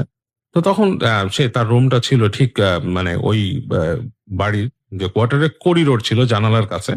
তো সে খেয়াল করে যে তখন যে জানালা দিয়ে তাকালে ওই জাস্ট কম্পাউন্ডটা, মাঠের পাশে যে কম্পাউন্ড গুলা, যেখানে নাকি কলেজের যে ক্যাম্পাসটা, যেখানে ক্লাস হয়, ক্লাসরুম গুলা, সেই জায়গাটা, সেই বিল্ডিংটাকে বেশ অবাক লাগে। মানে অন্ধকার, কেমন একটা, মানে একটা বিশাল অবয়ব দাঁড়িয়ে আছে। মনে হচ্ছে যে চাঁদের আলোতে বেশ বেশ রহস্যময় একটা একটা একটা একটা বিল্ডিং। এবং জাস্ট তার পাশে যে পুরনো যে আরেকটা আছে, পুরনো বিল্ডিং, সেটাও কেমন যেন রহস্যময় হয়ে থাকে। তার কাছে কেমন লাগছে, কেমন ঘোর লাগা চোখে আল মামুন একসময় ঘুমিয়ে পড়ে। তো যাই হোক, পরের দিন দিনের বেলা আবার একই সময় তারা ঘোরাঘুরি করছে, আড্ডা মারছে সে তার কাজিনদের সাথে, এবং এক সময় কাজিন বলল, চল আমরা ক্রিকেট খেলি। তো কাজিনের রিকোয়েস্টে সে বলে, ওকে চলো আমরা খেলি। তো তারা সবাই মিলে চলে যায় মাঠে, সামনে যে মাঠটা আছে, মাঠে খেলার জন্য। তো যখন মাঠে যায়, মাঠে যে খেলা শুরু হয় তাদের, বা খেলছে তারা, খেলতে খেলতে খেলতে এক সময় তাদের একটা বল চলে যায়। দেখে যে বিল্ডিং এর পাশে, মানে তাদের যে স্টাফ কোয়ার্টার এবং পুরনো যেই বিল্ডিং আছে, কলেজের যে পুরনো বিল্ডিং, সেটার মাঝখানে একটা চিপা গলি ছিল, চিকন চিকন একটা গলি, এবং সেই চিকন গলিতে বেশ, এখান থেকে খুব একটা দেখা যায় না শেষ মাথা। তো বল একটা সেই গলিতে চলে যায়, এবং বলটা যখন ওখানে চলে যায়, আল মামুনের দায়িত্ব পড়ে বলটা নিয়ে আসার, এবং সে ওখান থেকে হেঁটে হেঁটে যায় সেই গলিতে। তো সে গলি দিয়ে যখন যাচ্ছে, সে খেয়াল করে যে বিল্ডিং গুলো বেশ পুরানো, এবং পুরানো বিল্ডিং বেশ ডিফারেন্ট টাইপের একটা টেক্সচার চলে আসছে দেয়ালের মধ্যে। যদিও রং করা, কিন্তু পুরনো সেই প্লাস্টারের উপরে রংটা কেমন জানি একটা টেক্সচার, এবং গলিটাও জানি কেমন জানি সরু একটা গলি চলে গেছে। এবং গলির শেষ মাথায় সে খেয়াল করে যে একটা হাউস আছে, এবং সেই হাউসে মানুষ মাছ চাষ করতো, মাছ রাখতো, বা মাছ পালতো, এরকম কিছু। তো সে হেঁটে যায়, যে বলটাকে দেখতে তাকাতে থাকে, এদিক ওদিক, গলির এদিক ওদিক তাকাতে তাকাতে সে এক জায়গায় যে বলটা পায়। তো বলটা যখন সে কুড়িয়ে নিচ্ছে, তখন তার চোখ পড়ে সামনে একটা একটা একটা উঁচু একটা পাটাতনের মতো। সেখানে দেখে যে একটা দেয়াল ঘেরা একটা কামরার মতো, এবং সেখানে টিন শেড দেওয়া, এবং মানে কেমন জানি একটা ডিফারেন্ট টাইপের পরিবেশ, এবং তার পাশে একটা বেদির মতো, এবং সেই বেদিটাতে মনে হচ্ছিল যে কিছু একটা, মানে একটা মূর্তি বা কিছু ছিল, বাট এখন নেই। কিন্তু তার আশপাশে আহ কোনো ময়লা বা কিছু জমানো নেই, পাতা টাতা ঝরেছিল, সেগুলোকে কেউ একসাথে ঝাড়ু দিয়ে রেখে গেছে এক পাশে। এরকম একটা পরিবেশ, এরকম একটা বেদির মতো। এবং সে আরেকটু হেঁটে যায়, কেমন জানি তার খুব কিউরিয়াসিটি হয়। তো হেঁটে হেঁটে সে কাছে যায়, কাছে যেয়ে দেখে যে সেই বেদির কাছে কি জানি জবা ফুল রেখে গেছে কয়েকটা। এবং এটা দেখে সে কেমন জানি একটা আজব তার কাছে লাগে, এবং পরিবেশটাও কেমন ঘোর লাগা একটা পরিবেশ। এবং তখন কিন্তু মানে বেশ বেলা পড়ে এসছে, মানে আর কি দুপুরটা গড়িয়ে গেছে কেমন জানি, এবং তার কাছে কেমন লাগা শুরু করে, মানে কেমন একটা ঘোর লাগা একটা, মানে পরিবেশ, মানে কোন একটা অমোঘ আকর্ষণ তাকে টানতে থাকে সেই বেদিটার দিকে। তো এরকম একটা চিন্তার মধ্যে সে ছিল। তো এই সময় হঠাৎ করে সে খেয়াল করে যে তাকে জোরে ডেকে উঠেছে তার এক ভাই ছিল, তার এক কাজিন, এবং সে তাকে ডেকে ওঠে, এবং সে ডেকে ওঠাতে সে আঁতকে ওঠে হঠাৎ করে জোরে ডাকাতে। তাকে দেখে তাকে বলে, এই তুই এখানে কি করিস? এখানে কি, তুই এখানে আসছিস কেন? তো ও বলে যে আমি এমনি বল নিতে আসছি। বলে এদিকে আয়। তো তারপরে দেখে যে তার কাজিন হেঁটে চলে আসে, তো তাকে নিয়ে বলে, এদিকে আয়, তাড়াতাড়ি চল। ডেকে তাকে নিয়ে যায় বাসায় নিয়ে। তো সেই কাজিন তার মাকে বলে যে, জানো তুমি ও কোথায় গেছিল? ও ওই যে ওই বিল্ডিং এর পিছনে ওই ইসের কাছে গেছিল, মন্দিরের কাছে গেছিল। তো তখন তার ফুপু তাকে জিজ্ঞেস করে, ওদিকে কেন গেছিলি? বলে যে, আমি এরকম বল খেলতে গেছিলাম, বল আনতে গেছিলাম। বলে, ওদিকে যাইস না।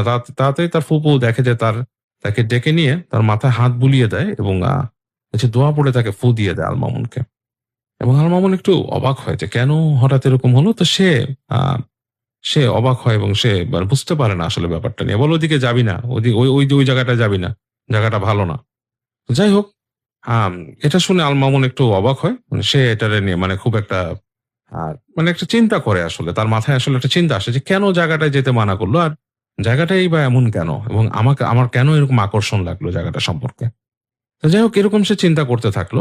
তো একটা সময় চিন্তাটা ফিকে হয়ে এলো। এই চিন্তাটা নিয়ে আসলে সে আর ভাবতে মানে মানে তার মাথায় থাকলো না আসলে। এর মধ্যে বাসায় কিছু রিলেটিভ এলো সারাদিনের শেষে এবং সন্ধ্যার দিকে। এবং তারা এসে খুব গল্প আড্ডা মারতে থাকলো এবং তারা আসছে আসলে বাইরে থেকে, শহরের বাইরে থেকে। তো তারা যখন আসছে তাদের সাথে বেশ সময় কাটাতে কাটাতে দেখা গেল যে তারা আসলে ওইদিন থাকবে। তো তারা যখন থাকবে, আসলে থাকার জায়গা ওইদিন আল মামুনের থাকার জায়গাটা হলো তার ছোট চাচার সাথে। তো তার ছোট চাচা যেটা যেখানে থাকতো, তিনি থাকতেন আসলে সেই পুরোনো বিল্ডিংটাতে আরো কিছু স্টাফদের সাথে তিনি থাকতেন সেখানে। বা সেখানে থাকার ব্যবস্থা আছে। মানে বিল্ডিং এর কর্নারে থাকার ব্যবস্থা আছে এবং সেই জায়গাটাতে একটা বিশাল করিডোর এবং করিডোরের শেষেই রুমটা। এবং যেহেতু ঈদের ছুটি চলছে তখন আসলে কেউ নেই। তো শুধুমাত্র তার ছোট চাচা এবং আরেকজন ব্যক্তি সেখানে ছিলেন। এবং আল মামুনের থাকার ব্যবস্থা হয় সেখানে। তো আল মামুন হেঁটে যায়, সে খেয়াল করে যে ওই করিডোর ধরে হেঁটে হেঁটে অন্যান্য রুমগুলোতে তালা মারা। হেঁটে হেঁটে যখন যাচ্ছে শেষ দিকের যে রুমটা সেটাতে তারা থাকবে। এবং সেই রুমের পাশেই একটা বিশাল বাথরুম আছে এবং বাথরুমটা হচ্ছে কমন বাথরুম, লাইক কোনো অফিসে বা কোনো ইউনিভার্সিটি এলাকায় যেরকম বাথরুম থাকে আপনারা দেখেছেন, সেরকম একটা বাথরুম আরকি সেখানে। এবং সেই বাথরুমের আশেপাশে অনেকগুলো বেঞ্চ, পড়ার বেঞ্চ এবং টেবিল রাখা আশেপাশে, মানে স্তূপ করে রাখা, মানে এক সাইডে পাইল আপ করে রাখা অনেকগুলো। তো সেগুলো যখন সে দেখলো, দেখে সে দেখছে যে তখন তো রাত অলরেডি এবং অন্ধকার এবং ওই করিডোরটা খুব একটা আলোকিতও না। মানে হালকা আলো জ্বলছে এবং তার মধ্যে সে দেখলো যে এখানে পাইল আপ করে রাখা। এবং তারা যে রুমটার কাছে গেল সেখানে করিডোরে আসলে কোনো বাতি নেই, বেশ অন্ধকার। এবং রুমে ঢুকে গেল, অলরেডি রাত হয়ে গেছে, 10টা 10:30 বাজে, ঘুমানোর সময় চলে আসছে। তিনজনের জন্য 3টা বিছানা এবং বিছানাগুলো ছিল লাইক আয়রন বা যেটা নাকি আমরা দেখি অনেক সময় আগে ছিল, এখন খুব একটা দেখা যায় না, লোহার বিছানা। এবং সেটার মধ্যে আসলে নাইলন দিয়ে তৈরি করা থাকে ওটা শোয়ার জায়গাটা। মানে ওটার মধ্যে আলাদা কোনো মাঝখানের যে মাচাল বা যেটা থাকে সেটা কিন্তু কাঠের, সেটা থাকে না। লোহার বিছানা কিন্তু তার দিয়ে বোনা থাকে আর কি, যেটা নাইলনের সুতা দিয়ে বোনা থাকে, মোটা নাইলনের রশি দিয়ে বোনা। তো যাই হোক, এরকম বিছানা আর কি, এরকম 3টা ইন্ডিভিজুয়াল বিছানাতে তারা 3জন থাকবে এবং রুমটা বেশ বড়, এখানে আর কেউ নেই। তো যাই হোক, এরকম রুমে থাকার ব্যবস্থা হয়। তো তাকে জিজ্ঞেস করে তার যে ছোট চাচার বন্ধু থাকে, তার সেও চাচা ডাকে। বলে, কি চাচ্চু, কি চিন্তা করতেছো? ঘুমাইতে পারবা এখানে? তো সে বলে যে, হ্যাঁ চাচ্চু পারবো, অসুবিধা নেই। তো ঘুমাও তুমি, তোমার এখানে বিছানা। মানে তার আল মামুনের বিছানাটা হয় হচ্ছে ওখানে একটা জানালা আছে, জানালার পাশে। আর তার ঠিক ওই পাশেই অপোজিটেই হচ্ছে গিয়ে তার চাচার বিছানা। আর তার এই সাইডে হচ্ছে সেই যে চাচার ফ্রেন্ড যে আরেকজন আছে, রুমমেট, তার বিছানা। তো 3জনে মোটামুটি রাত্রেবেলা শোয়, দরজা লাগিয়ে ঘুমিয়ে পড়ে, শুয়ে পড়েছে। ঘুম আসছে না, অপরিচিত পরিবেশ, আলামুনের একদমই ঘুম আসছে না। শুয়ে শুয়ে চিন্তা করছে যে কি ব্যাপার। তো যখন এরকম মানে জাস্ট বিভিন্ন আকাশ পাতাল ভাবছে সে, অপরিচিত পরিবেশ এবং অন্ধকার, রুমের মধ্যে হালকা হালকা আলো আসছে জানালার ফাঁক দিয়ে। তো এইরকম যখন অবস্থা, তখন হঠাৎ করে সে তার মনে হয় যে সেই করিডোরের মধ্যে কে জানি হাঁটছে এবং হাঁটার শব্দটার সাথে চিক করে সে একটা শব্দ পাচ্ছে। এবং এই যে পায়ের যে চিকচিক শব্দটা হচ্ছে নূপুরের শব্দ। তো সেটা সে ছোটকালে কিন্তু প্রথমে বুঝতে পারেনি। কিছুক্ষণ সে মনে হচ্ছে যে ঝুনঝুনি বাজাচ্ছে কেউ। কিছুক্ষণ পরে সে বুঝতে পারে যে একটা ঝুনঝুনি বা নূপুর, বা সে চিন্তা করেছে যে মেয়েদের পায়ে থাকে যেরকম সেই ধরনের নূপুর টাইপের একটা শব্দ। এবং তার সাথে হালকা একটা ভারী শব্দ, মানে মানুষ যদি হেঁটে যায় খালি পায়ে যেরকম একটা শব্দ হয় সেরকম একটা শব্দ করিডোর, এবং কিছুক্ষণ পর সে শুনতে পায় মেয়ে মানুষের কণ্ঠে গান গাওয়ার শব্দ। তো ও চিন্তা করে যে এই করিডোরে কে আসছে, এই রাতের বেলা এই করিডোরে কে আসছে এবং কে এরকম গান গাইছে, এরকম করছে। তারপর সে একটু শব্দ পায়, একটু ওই পাশে যে বাথরুমের যে জায়গাটা, সেখানে একটা হাসির শব্দ পায়, মেয়ে মানুষের হাসির শব্দ। এবং বেশ অস্বস্তিতে পড়ে। সে চিন্তা করে এই জায়গায় কে আসছে, কোন মেয়ে মানুষ আসছে, কোন মেয়ে মানুষ হাসছে। ব্যাপারটা মানে তার কাছে বেশ অস্বস্তি লাগে, এবং তার কাছে একটু মানে বেশ অস্বস্তি, মানে ভয় ভয় অস্বস্তি লাগা শুরু করে। কারণ দেখা যাচ্ছে কোনো শব্দ নেই।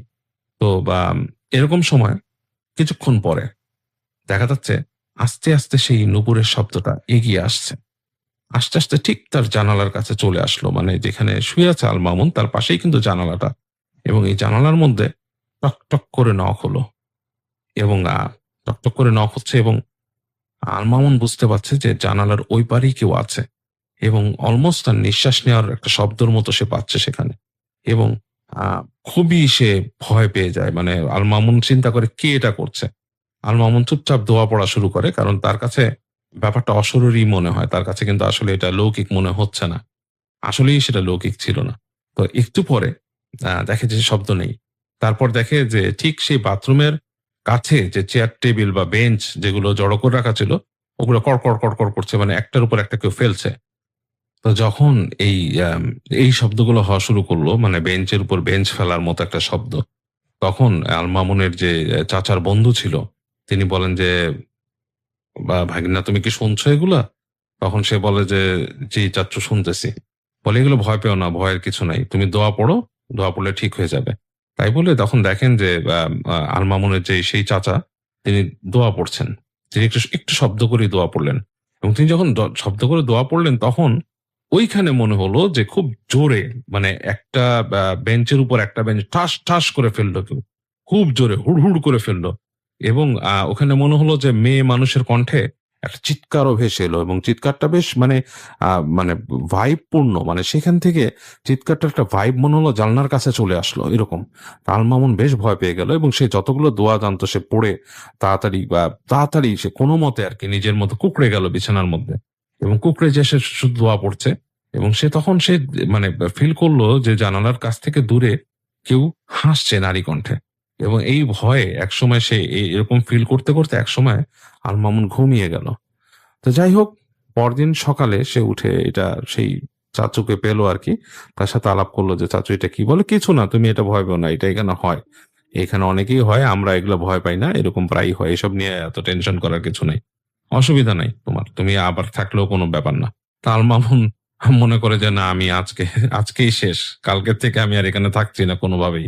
যাই হোক, তো আল মামুন ওই দিন চলে যায় বাসায়। বাসায় যেয়ে সে আলাপ করে তার কাজিনের সাথে, তার এক কাজিন ছিল, এবং সেই কাজিনের নাম রুবেল। তার সাথে আলাপ করেন যে তার বড় ভাই হয় সম্পর্কে, যে, "ভাইয়া এখানে কি ব্যাপার এরকম?" তো সে শুনে বলে কি, আসলে এই জায়গায় কিন্তু আসলে এরকম হয়। হ্যাঁ, হওয়ার কারণটা হচ্ছে এই যে কলেজের পেছনের বিল্ডিংটা দেখতেছো, যেখানে নাকি আর কি পুরোনো বিল্ডিং যেটা, সেটা, এবং তার পিছনের অংশ, এই যে একটা মন্দির দেখছো, এই পুরো জিনিসটা ছিল একজন ধনী ব্যবসায়ীর, এবং সেই ধনী হয়েছিলেন একজন অপদেবীর পূজা করে ওখানে, এবং সে অপদেবীর পূজা করতো এখানে, এবং সে এইভাবে কোনোভাবে সে বিভিন্নভাবে কিছু আর্থিকভাবে হ্যাঁ, কোনো লাভবান হয়েছিল, এবং সেটার কারণে সে খুব অনেক কিছু সে গেইন করছিল আর কি।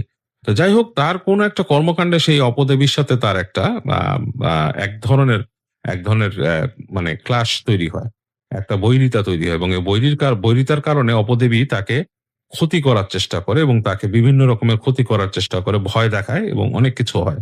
তো যাই হোক, তো সেটা সেই যে ধনী ব্যবসায়ী যেটা করে, সে করে কি, জায়গাটাকে একজন অঘরী তান্ত্রিককে দিয়ে জায়গাটাকে বন্ধ করায় সে জিনিসটা এমন ভাবে করায় যে সেই অপদেবী যাতে ওখান থেকে বেরোতে না পারে, এরকম একটা ব্যবস্থা সে ওখানে করে।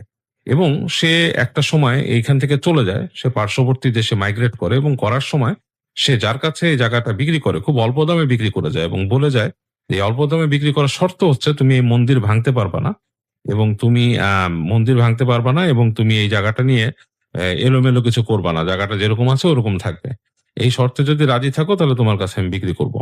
তো যাই হোক, সেই শর্তেই আরেকজন কিনে নেয় জায়গাটা এবং পরবর্তীতে এখানে এই কলেজটা হয় এবং যার ফলে ওই অপদেবী নাকি ওখান থেকে বেরোতে পারেনি, বাট যেটা হয় অপদেবী ওই জায়গায় থাকে এবং বিভিন্নভাবে নাকি মানুষকে এরকম সে এভাবে দেখা দেয় এবং বদার করে এবং এই কথাটা নাকি প্রচলিত আছে। যাই হোক, এই ঘটনাটা আল মামুনের কাজিন আল মামুনকে বলে এবং আল মামুন এটা শুনে বেশ রোমাঞ্চিত হয়, ভয়ও পায় এবং সে ওখানে আসলে বেশি দিন আর ছিল না। সে কিছুদিন ওখানে থাকার পরে কয়েকদিন থেকে এবং যে কয়দিন ছিল সে ওই লেনটাকে এড়িয়ে চলেছে, সেই লেনে আর ঢোকেনি বা সেই যে পুরোনো বিল্ডিং এও সে আর থাকেনি। সে স্টাফ কোয়ার্টারেই ছিল এবং তারপরে সে আস্তে ধীরে ওখানে যে কয়দিন ছিল সেই কয়দিন নাকি রাতের বেলা সে একটা স্বপ্ন দেখতো এবং স্বপ্নটা খুব একটু উদ্ভট টাইপের ছিল। সে স্বপ্নের মধ্যে দেখতো যে একটা নারী মূর্তি তাকে ডাকতেছে এবং সেই নারী মূর্তির চেহারা সে বুঝতে পারতো না, বেশ আবছা একটা চেহারা নারী মূর্তি তাকে ডাকতো এবং সে দেখতো যে ডাকতো কোথায় দাঁড়িয়ে, সেই যে করিডোরের কাছে দাঁড়িয়ে দাঁড়িয়ে ডাকছে। তো এরকম স্বপ্ন সে দেখতো। তো এর মধ্যে সে যখন বাড়ি ফিরে যায়, তার নিজের ভাষায় ফিরে যায়, তখন তার মা তাকে দোয়া টোয়া করে এবং সে মাকে বলে যে এরকম এরকম আমি স্বপ্নে দেখি এরকম এরকম ব্যাপার। তো তার মা তাকে দোয়া দরুদ পড়ে দেয় এবং তাকে বেশ ঝাড়ফুঁক করে দেয় এবং বলে যে আসলে এরকম কোনো জায়গায় যাওয়া তো ঠিক না বাবা, তুমি কেন গেছিলা, কি করবা আর। যাই হোক, দোয়া পড়ে দেয় এবং সে আস্তে আস্তে তার এই স্বপ্নগুলো কেটে যায়। সে যেহেতু ওখান থেকে চলে আসছে এবং এইভাবেই আল মামুনের কাহিনীটি শেষ হয়ে যাচ্ছে। তা এই ছিল আল মামুনের কাহিনী। সালটা 1993। আমি তখন খুব ছোট ছিলাম, সম্ভবত 4 বা 5 বছর মতো বয়স। আমার বাবার চাকরির জায়গা বদলি হওয়াতে তিনি দি গ্রেট কারু থেকে জোহান্সবার্গে জ্যান্স ম্যাটস এয়ারপোর্টে শিফট করেন। কয়েক মাস বাসা ভাড়া বাড়িতে কাটানোর পর বাবা খুব সস্তায় কেনার মতো একটা বাড়ির সন্ধান পান। নরকেম পার্কের আপবিট এরিয়া, যা বাবার জন্য যাতায়াতের অনেক সুবিধা হয়েছিল। বাড়িটা অনেক বড় এবং ওখানে একটা সুইমিং পুলও ছিল। বাবা আর মা মিলে বেশ অনেকগুলো নতুন ফার্নিচার কিনে এনে নিজেদের নতুন বাড়ি গুছিয়ে ফেললেন। আমার মা প্রতিদিন সকাল সকাল ঘুম থেকে উঠে বাবার জন্য নাস্তা তৈরি করতেন। তারপর বাবা যখন অফিসে চলে যেতেন তখন আবার তিনি বিছানায় শুয়ে কিছুক্ষণ ঘুমিয়ে নিতেন। কিন্তু বেশ অনেকদিন পরে হঠাৎ মা খেয়াল করলেন, বাবাকে বিদায় দিয়ে ঘরে ফিরে তিনি যখন পালঙ্কের উপরে উঠতেন তখন অন্য কেউ একজন যেন তারই সাথে পালঙ্কের উপরে বসত। মায়ের ভাষ্য অনুযায়ী তিনি স্পষ্ট খাটের উপরে সেই ওজন টের পেতেন এবং মাঝে মাঝে তার এমনটাও মনে হতো যে খাটের উপর থেকে কেউ একজন উঠে চলে গেল। অথচ বাস্তবে তিনি কাউকে দেখতে পেতেন না। বাবাকে কথা বলার পর বাবা মায়ের কথাতে তেমন একটা গুরুত্ব দেন না। এর মাসখানেক পরের কথা, আমাকে ঘুম পাড়িয়ে রেখে মা কিচেনে রান্না করছিলেন। বাড়ির বড় গেট এবং সদর দরজা দুটোই বন্ধ। হঠাৎ একটা বাচ্চার কান্নার আওয়াজে মা চমকে ওঠেন। প্রথমে তিনি ভেবেছিলেন বোধহয় আমি ঘুম ভেঙে উঠে কাঁদছি, কিন্তু পরক্ষণেই তিনি টের পান এটা কোনো শিশু বাচ্চার কান্নার আওয়াজ। রান্নাঘর থেকে যে প্যাসেজ ধরে মায়েদের বড় ঘরে যেতে হয়, ওখানে উকি দিতেই মা আরো অবাক হলেন।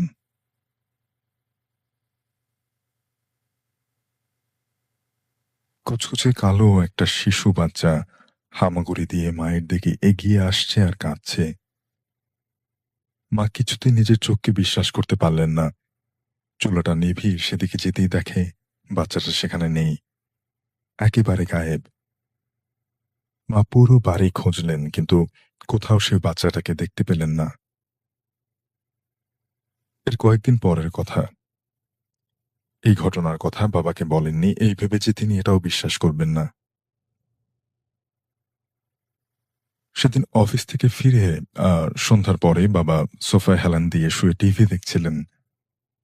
হঠাৎ সোফাটা একটু নড়ে উঠল, আর সাথে সাথে একটা কুকুরের ডাকে বাবা ধর্মর করে লাফিয়ে উঠলেন। কুকুরের ডাকে এভাবে লাফিয়ে ওঠার কথা না হলেও বাবা চমকে উঠেছিলেন, কারণ তার কাছে মনে হলো কুকুরটা যেন তার সোফার নিচেই রয়েছে এবং সোফার নিচ থেকে বেরিয়ে আসার জন্য ছটফট করে ডাকছে।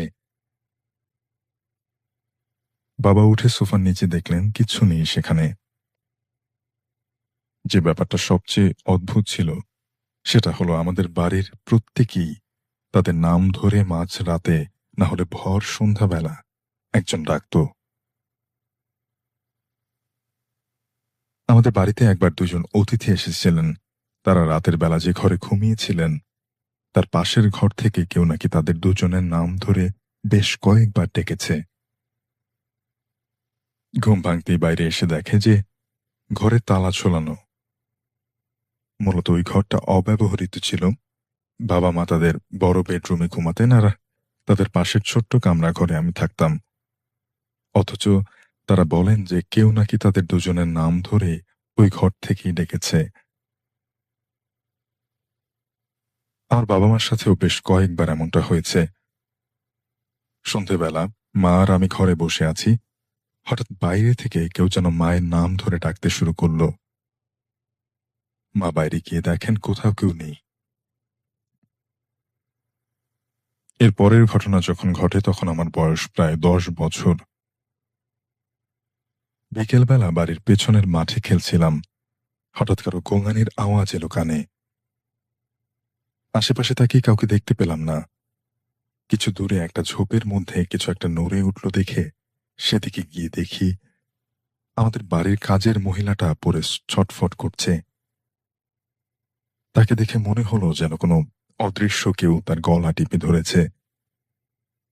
আমি চিৎকার করে মাকে ডাক দিলাম। এমনি সবকিছু স্তব্ধ হয়ে গেল। মহিলাটা আর নড়াচড়া করছে না। দেখে আমি বেশ ভয় পেয়ে যাই। বাড়ি গিয়ে মাকে ডেকে আনি, তারপর সেই মহিলাকে হাসপাতালে ভর্তি করা হয়। পরবর্তীতে তার কাছ থেকে জানা যায় ওনার নাম ধরে কেউ নাকি ঝোপের ওদিক থেকে ডাকছিল। সেখানে গিয়ে কাউকে না পেয়ে যখন ফিরে আসছিল তখন আচমকা পেছন থেকে কেউ তাকে আক্রমণ করে এবং এক পর্যায়ে তার গলা চেপে ধরে। এরপর একদিন আমাদের এক প্রতিবেশী মায়ের কাছে এসে বলে আমরা সবাই যখন বাড়ি থেকে বেরিয়ে যাই তখন নাকি কেউ আমাদের জানালার পর্দা সরিয়ে উকি দিয়ে এদিক ওদিক তাকিয়ে থাকে। আর গতকাল নাকি আমাদের বাড়ির ছাদে একটা ছোট্ট বাচ্চাকে হামাগুড়ি দিয়ে চলাফেরা করতে দেখেছেন। মা এগুলো চুপচাপ শুনে বাবাকে বলেন কিছু একটা করতে। বাবা জানান যে আজ রাতটা যাক। সে রাতে সারা রাত আমাদের বাড়ির মধ্যে মনে হয়েছে যে অনেক লোকজন হাঁটাহাঁটি করছে। তাদের পায়ের শব্দে কেউই সারা রাত ঘুমাতে পারেনি। যখনই দরজা খুলে বাইরে তাকানো হয় দেখা যায় কেউ নেই, আর কোনো শব্দও নেই। পরদিন কয়েকজন আফ্রিকান কবিরাজ টাইপের লোক আসেন। তারা পুরো বাড়ির শুদ্ধিকরণ করেন, তারপর বাড়ির চারপাশে মন্ত্র পড়ে কিছু একটা রেখে যান। এরপর থেকে আমাদের বাড়িতে আর কোনো সমস্যা হয়নি। ওই আফ্রিকান লোকেদের মত অনুযায়ী যে এরিয়াতে আমাদের বাড়ি বানানো হয়েছিল সেখানে নাকি অনেক আগে ক্রীতদাসদের রাখা হতো। ঘটনাটা হচ্ছে ঢাকা শহর কোনো একটা এলাকায়, এবং এইটা হচ্ছে 2015 সালের ঘটনা। তো ওই এলাকার কাছে বাঁধন নামে একটা ছেলের বসবাস তার পরিবারের সাথে। তো সেই এলাকার স্থানীয় বাঁধনরা, এবং বাঁধনের পরিবারের 6 জন সদস্য, তার মা বাবা বা ওর বড় বোন, বড় বোনের স্বামী এবং বাঁধনের ছোট বোন। বাবা হচ্ছিল ব্যবসায়ী। তো বাঁধনরা এক বাবার এক ছেলে। তো বাঁধনের বয়স তখন 16 বছর। তো ছোটবেলায় তার দাদির কাছ থেকে ভয়ের গল্প টল্প অনেক বেশি শুনতো। তো এক সময় তাদের বাসায় যে মাদ্রাসা ছিল সেখানে অনেক লোকজন আসতো জিনে আক্রান্ত, সেখানকার হুজুররা ঝাড়ফুঁক দিত, সেইটা সে আবার মাঝে মধ্যে দেখতো, উৎসুক হিসাবে দেখতো আর কি, কারণ মাদ্রাসায় সে ঢুকতে পারতো। তার বাবা ওই মাদ্রাসার কমিটির একজন দায়িত্বরত কর্মকর্তা ছিল ওই মুহূর্তে। তার ছেলেটার স্বভাব ভালো ছিল না, ছেলে ছিল বাউন্ডুলের স্বভাবের, এবং একমাত্র ছেলে থাকায় অনেক আশকারা পেয়েছিল। এলাকার মধ্যে অনেক দুষ্টুমি করতো, ইত্রামি করতো। তো একদিন এক পুরাতন বইপত্রের দোকানে বসে বন্ধুরা আড্ডা দিচ্ছিল। তো ওই আড্ডার মধ্যে তার একটা হলুদ একটা বইয়ের দিকে চোখ পড়ে, হলুদ মলাটের। সেই বইটাতে তুলে দেখে এবং বইটার মধ্যে দেখে যে জাদু এবং তাবিজের কিতাব। কিন্তু বাকি অংশটা ছিল সেরা। সে বইটা সে সাথে করে লুকায় নিয়ে আসে। কেননা জাদু এবং তাবিজের কিতাব লেখাটা তাকে আকর্ষিত করে।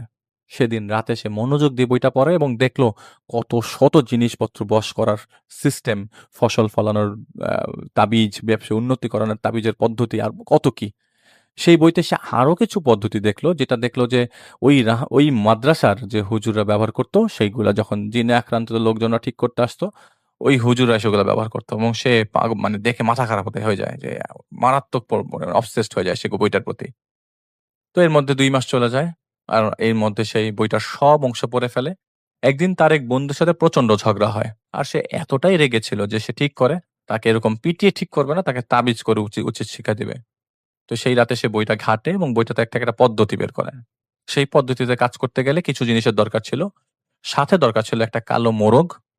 তো সেই জিনিসপত্র সে সংগ্রহ করে। ১ম এ ২ টা আলাদা কাগজে সেই বইয়ের নির্দেশ মোতাবেক সে দেখে যে বাম হাত দিয়ে আরবিতে লেখাগুলো সে লিখবে, তাকে লিখতে হবে এবং সে কোরআন পড়তে পারত না। তাই সে জানে না সে কি লিখছে। আর মোরগের রক্ত দিয়ে সেটা লিখতে হবে এবং সেটা শেষ করে সে এবং বাকি কাজগুলোও সে শেষ করে। কাগজে সে সূরার ১ থেকে ৯ নম্বর আয়াত সে উল্টা করে লেখে। কেননা সে সেই তাবিজের কিতাব দেখেই লিখছিল। আর সেই কালো মোরগের রক্তে লিখছিল। সে জানত না আসলে কি লিখছিল। এরপরে সে আরো কিছু কাজ করে এবং সেই কিতাবে লেখা ছিল সব নিয়ম পালন করে সেই রক্ত দিয়ে আরবিতে লেখা কাগজটির ২ কবরের পাশে মাটি খুঁড়ে গাঁথতে হবে আর একটা গাছে ঝুলিয়ে দিতে হবে। তো সেই এলাকা সে তাদের কোন একটা এলাকার কবরস্থানে সেই তাবিজটা গেড়ে আসে এবং আরেকটা তাবিজ সে গাছে বেঁধে দেয় এবং সে অপেক্ষা করতে থাকে তার বন্ধুর কি পরিণত হবে। কিছুদিন পর ২ দিন পর মানে কিছুদিন পর যাওয়ার পর তিনি বাসায় সন্ধ্যায় বাড়িতে ছিল। ছোট বোনের জন্মদিন ছিল এবং সবাই মিলে একসাথে খাবার খাচ্ছিল। এমন সময় বাঁধন যে চেয়ারটায় ছিল, সেই চেয়ারটায় সহ বাঁধনকে প্রায় ৩ থেকে ৪ গজ দূরে কেউ আচমকা ছুঁড়ে ফেলে। কোনো কিছু বোঝার আগেই বাঁধনকে পুনরায় ছুঁড়ে ফেলে ডাইনিং টেবিলের উপর অদৃশ্য কোনো শক্তি এবং ঘটনার আকস্মিকতায় হতভম্ব হয়ে যায় সবাই। মা বোনরা কান্না শুরু করে দেয়। ওই মুহূর্তে বাঁধন বেহুশ ছিল আর মুখ দিয়ে ফেনা আসছিল। তাকে দ্রুত হাসপাতালে নিয়ে যাওয়া হয় এবং জানা যায় তার বাম হাত ও বাম পা ভেঙে গেছে। তো বাঁধনকে হাসপাতালে নেওয়ার পথে সেই মাদ্রাসার যে অধ্যক্ষ তাকে ফোন দেয় তার বাবা এবং জিজ্ঞেস করে বাঁধনকে আকস্মিকভাবে এরকম ওদিক ওদিক ছুঁড়ে ফেলা হয় এবং সবাই পাগল হয়ে গেছে দেখে।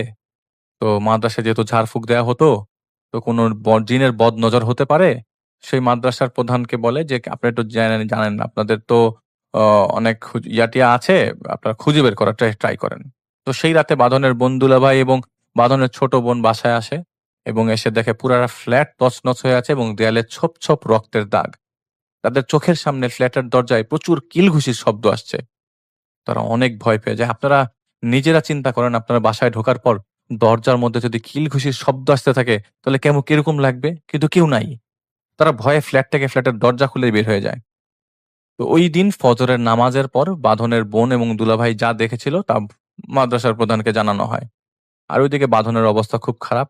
বাম পা এবং বাম হাত ভেঙে গেছে। পরদিন দুপুরে বাঁধনের হুঁশ আসলেও সে কথা বলছিল না। দাঁতে দাঁত লাগিয়ে রেখেছিল। তো ওই মুহূর্তে বাঁধনের চিকিৎসা চলছিল। এর মধ্যে বাঁধনের বাবা সেই মাদ্রাসার প্রধানের সাথে দেখা করে এবং উনার কাছে জানতে চায় ঘটনা কি? কেন হঠাৎ করে সবার সামনে এরকম আছাড় মারলো এবং ফ্ল্যাটে ভাঙচুর করলো? কে আসলো? তো হুজুরের কাছে তিনি জানতে চাইলেন। তো ওই মাদ্রাসাটা ওই এলাকার অনেক প্রসিদ্ধ মাদ্রাসা। তো সেখানে জিনরা লেখাপড়া করত। সেই মাদ্রাসার প্রধান এবং সবাই সেটা জানতো। মাদ্রাসার প্রধানের সাথে ওইখানকার এক জিন শিক্ষার্থীর পরিবারের সাথে সাক্ষাৎ ছিল। তো হুজুর বলে রাতে উনি ওই ছাত্রদের জিন সর্দারের সাথে কথা বলবে এবং জেনে নেবে কাহিনী কি, কোথা থেকে আসছে। এদিকে বাঁধনের পরিবারে কেউ তাদের ফ্ল্যাটে প্রবেশ করলে তাদের দিকে কেউ না কেউ কোনো জিনিস ছুঁড়ে মারছে এবং অনেক জিনিসপত্র ছুঁড়ে আসছে। তো তারা কেউ ঘরে থাকতে পারছিল না। সেই রাতে মাদ্রাসার প্রধানের সাথে সেই মাদ্রাসায় অধ্যয়নরত জিনের সর্দারের সাথে কথা হয়। তো জিন সর্দার বলে বাঁধন কারোর ক্ষতি করতে চেয়েছিল এবং ভুলক্রমে সে একজন হুদ্দামকে ডেকে নিয়ে আসছে। তো হুজুর জানতে চায় হুদ্দাম মানে? তো ওই জিন বলে হুদ্দামরা হচ্ছে উপত্যকায় থাকে, তারা কারো ক্ষতি করে না, কারো উপকার করে না। আর এই হুদ্দাম এখানকার কেউ নাই এবং সে কোথা থেকে আসছে তাকে জিজ্ঞেস করতে হবে। তো হুজুর জানতে চায় বাঁধন কিভাবে কি করলো। তো সর্দার বলে, তো যে কিতাবে জাদু মন্ত্র ছিল সেটা সে জানতো না। সে হুদ্দামকে হাজির করার কাজটা করেছে। উল্টা করে যা লেখা ছিল সে হুদ্দামকে আহ্বান করে তার গোলামির জন্য। কিন্তু হুদ্দামকে তো তার গোলাম বানানো সম্ভব না। আর এখন সেই বাঁধন সেই জাদুর বস্তুগুলো কোনো কবরস্থানে পুঁতে দিয়ে আসছে, যার কারণে হুদ্দাম কষ্ট পাচ্ছে। এখন এই জাদুর বস্তু যদি তুলে ফেলা যায় তাহলে এখান থেকে একমাত্র হুদ্দামকে সরানো যাবে, এছাড়া সম্ভব না। না হলে হুদ্দাম একদম এই ছেলেটাকে মেরে ফেলবে। তো হুদ্দাম এটাও দেখেছে হুদ্দাম যে তার পরিবারের আশকারা ছেলেটা খারাপ হয়ে গেছে। তো এখন তার ক্ষতি না ছাড়া যাবে না। তো হুজুর জিন সর্দারকে অনুরোধ করে যে তাহলে আপনি তাদের উপকারটা করে দেন, তাবিজটা যেখানে বাঁধন গেড়েছে সেটা তুলে দেন। তো জিন সর্দার মানা করেন যে এইটুকু জানি যে জিনিসটা কবরস্থানে আছে, সেটা শুধুমাত্র হুদ্দামই জানে কোন কবরস্থানে, আর সেই কবরস্থান থেকে কেবল ইনসানই পারবে সেই জাদুর বস্তু সরাতে, আমরা পারবো না। তো অনেক কথা হওয়ার পর হুজুর জিন সর্দারকে অনুরোধ করে যে আপনি বোঝান, সে যেন চলে যায়। তো হুজুর জিন সর্দার বলে ঠিক আছে আমরা বোঝাবো, আপনি চেষ্টা করুন, দেখেন হুদ্দামের সাথে কথা বলতে পারেন কিনা, বুঝতে পারেন কিনা। তো এর মধ্যে কিছুদিন চলে যায়। তো হাসপাতালে থাকা অবস্থায় বাঁধনের মধ্যে হুদ্দামের আসা যাওয়া ছিল। সে মাঝে মাঝে বাঁধনের ভাঙা হাত পা এবং ভাঙা পায়ের হাতের মধ্যে আঘাত করতো। তো একদিন এমন যখন করছিল তখন বাঁধনের মা কান্নাকাটি করে অনেক অনুরোধ করে যেন তার ছেলেকে যন্ত্রণা না দেয়, এবং অনেক অনুরোধের পরে হুদ্দাম তাকে আর আঘাত করে নাই। কিন্তু সে বাঁধনকে নিজের কবজায় রাখলো। তো একদিকে জিন সর্দার তাকে অনুরোধ করেছিল সে যেন বাঁধনকে কবজায় না রাখে, বাঁধনকে ছেড়ে দেয়, এবং যাতে করে সে তাবিজটা তুলতে পারে, কারণ বাঁধন ছাড়া তো জানে না কেউ তাবিজটা কোথায়। কিন্তু অনেক আলোচনার পরও সুরাহা হয় না, কারণ সে বাঁধনকে উচিত শিক্ষা দিয়ে ছাড়বেই। এভাবে আলোচনা চলছিল এবং 2 মাস চলে যায়। তো বাঁধন সম্পূর্ণরূপে হুদ্দামের কন্ট্রোলে ছিল। দিনে একবার খেত, তাও ভোর রাতে, আর কথাও বলতো না। তো ওই মাদ্রাসার হুজুরা চেষ্টা করছিল প্রতিদিন নিয়ম করে ঝাড়ফুঁক করার। তো হঠাৎ করে একদিন বাসার মধ্যে বাঁধনকে পাওয়া গেল না। তাকে অনেক খোঁজাখুঁজি করে তাদের বাসার পাশে ওই মাদ্রাসার সাথে একটা মসজিদ আছে, নামকরা মসজিদ, সেই মসজিদের মধ্যে তাকে পাওয়া যায়। তো আপনারা চিন্তা করেন তার হাত পা ভাঙা, তো এখানে তো যাওয়া সম্ভব না, তাকে কেউ নিয়েও যায় নাই, তাহলে কিভাবে সম্ভব, সে এখানে কিভাবে গেল? তার ওই দিন জোহরের ওয়াক্ত ছিল, নামাজের সময় সে কোনো একটা কাতারের মধ্যে বসেছিল এবং অন্যান্য মুসল্লিরা তাকে সরানোর চেষ্টা করছিল। তো তারা তো জানতো না ঘটনা কি। তো বাঁধনকে ধরতে গেলে বাঁধন ভাঙা বাম হাত দিয়ে তাদের সবাইকে সাবধান হওয়ার জন্য ইশারা করে বলে যে তোমরা সরো, তোমাদের সাথে আমার কোনো শত্রুতা নাই। আর চোখ তখন বাঁধনের পুরো লাল হয়েছিল। এরকম কথা শুনে ওইখানকার মধ্যে থেকে একজন লোক ওই মাদ্রাসা দ্রুত একজন মাদ্রাসার প্রধানকে ডেকে নিয়ে আসে।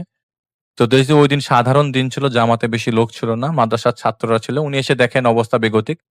বাঁধনের বাবাকে তিনি ফোন করে বলেন বাঁধন এখানে। তো বাঁধন চেষ্টা করতে থাকে হুদ্দামের কাছে, জানতে চায় যে উনি এখানে কেন এসছেন। তো হুদ্দাম বাতাসের মধ্যে শুকে বলে, মানে হুদ্দাম কিন্তু ছেলেটার ভিতরে বাতাসের মধ্যে শুকে বলে যে না, তোমাকে দিয়ে হবে না। তো হুজুর জিজ্ঞেস করেন কি হবে না? তো হুদ্দাম বলে তোমার দিল সাফ না, তোমার দিল পরিষ্কার না, যখন দিল সাফ হবে তখন তুমি আমার কাছে আসবা। তো উনি অনুরোধ করেন বাঁধনকে বাড়ি নিয়ে যেতে, কিন্তু হুদ্দাম সাফ না করে দেন। এদিকে এই ব্যাপারটা ছড়িয়ে পড়ার কারণে এলাকার লোকজনরা উৎসুক জনতা ভিড় করেছে যে একটা ছেলেকে জিনে ধরছে, সে সবাই দেখতে আসছে। তো এইভাবে ওয়াসরের ওয়াক্তের কাছাকাছি শুরু হওয়ার সময়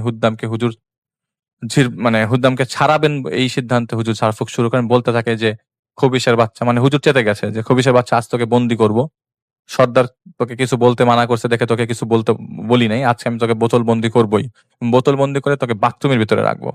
এই আমাকে কেউ বেতেনে দেখেও, এইটাকে আজকে আমি সাইজ করবই। তুই জানিস আমার কত সম্মান, লোকে আমাকে কত সম্মান করে, তোকে সম্মান করতাম, সর্দার বলেছে তাই, আজ তোকে আমি জ্বালিয়ে দিব। তো ওনাকে কেউ একজন বেত এনে দেয়। তো উনি যখন হুদ্দামকে মারার জন্য তেড়ে আসেন তখন হুদ্দাম বলেন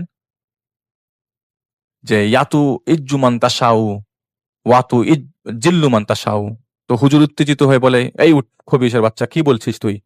সে আবার বলে ভারী গলায় বলে ওয়াতু ইজ্জুমান তাসাউ ওয়াতু জিল্লুমান তাসাউ, খামোশ, আর এক পা যদি এগোও তোমার জন্য ভালো হবে না। হুজুর এগিয়ে যেতে যেতে থেমে যায়। তো বাঁধনের বাবা আসে, অনুনয় বিনয় করে। তো অনেকক্ষণ বিনয় করানোর পর বাঁধন হঠাৎ করে দেখা যায় বেহুশ হয়ে যায় এবং তাকে বাড়ি নিয়ে আসে।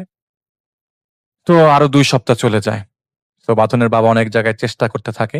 একদিন একজন ইমামের মাধ্যমে উনি জাহিদ ভাইয়ের সাথে যোগাযোগ করেন। তো জাহিদ ভাই প্রথমে যেতে রাজি হয় নাই। তো জাহিদ ভাই পরে পুরো নাম ঠিকানা নিয়ে জাহিদ ভাই জিনকে দেয়। তো জাহিদ ভাই জিনের কাছে জানতে চাইলে ছেলেটার সমস্যা সম্পর্কে কি হয়েছে না হয়েছে। তো তিনি অপেক্ষা করতে বলেন এবং জাহিদ ভাই জিন চলে যায়। ও তো সেদিন ফজরের কিছুক্ষণ আগে জাহিদ ভাই জিন আসে এবং বলে, শুনতে থাকো। বাঁধন তাবিজের কিতাব ব্যবহার করতে যে ভুলে একজন ইমানদার পাহাড়ি জিনকে কুফরি করে ডেকে নিয়ে এসছে। সে চেয়েছিল একটি, হয়েছে আরেকটি। এখন এই জিন বাঁধনকে যথেষ্ট শিক্ষা দিয়েছে। এখন সে চলে যেতে চাচ্ছে, তাই সে কিছুদিন আগে মসজিদে গিয়েছিল। বাঁধনকে দিয়ে সেই হুজুরকে বলে দিতে কোথায় সে তাবিজ রাখা হয়েছে। কিন্তু সেই হুজুরের দাম্ভিকতা দেখে তার মনে হয় এই লোককে কথাগুলো বলা ঠিক হবে না। সে কুমতলব নিয়ে তাবিজটা সরিয়ে তার নিজের জায়গায় রেখে দিতে পারে, এতে ওই হুদ্দাম মুক্ত নাও হতে পারে। তো জাহিদ ভাই জানতে চায়, তা এখন কি করা যায়? তো ওই জাহিদ ভাইয়ের জিন বলে, তুমি কি তাবিজ তুলতে পারবা? তো জাহিদ ভাই নির্দ্বিধায় বলে, হ্যাঁ পারবো। তো উনি বলে যে, এখানে কিন্তু ঝুঁকি আছে, তোমার উপর কিন্তু হামলা হতে পারে জিনদের, কারণ বাঁধন এমন এক জায়গায় তাবিজ পুড়েছে, সেই জায়গাটা ভালো না। তো আগেই বলেছে চিন্তা করে দেখো। তো ওই সময় জাহিদ ভাই এসব চিন্তা করতো না, তাই কিছু না বলে তিনি বলে যে, না আমি পারবো, আপনি আমাকে আমল শিখাই দেন। তো বলে, ঠিক আছে, তুমি 3 দিন রোজা রাখো এবং রোজা রাখার তৃতীয় দিন সেই বাসায় যাবা এবং সাথে করে নিয়ে যাওয়া পানি দিয়ে ইফতার করবা, তার সাথে নিয়ম মেনে চলবা এবং বাকিটা তুমি বুঝে যাবা। তো তার কথা মতো 3 দিন রোজা রেখে আমল করে এবং 3 দিনের দিন সেই বাসায় সে প্রবেশ করে। সে বাসায় ঢুকে জাহিদ ভাই, তো সে নর্মালি কোনো বাসায় ঢুকলে জাহিদ ভাইয়ের একটা জিনিস কি, সে ভালো খারাপ বুঝতে পারে। তো সেদিন সে বাসায় ঢুকে তিনি কিছুই বুঝতেছিল না।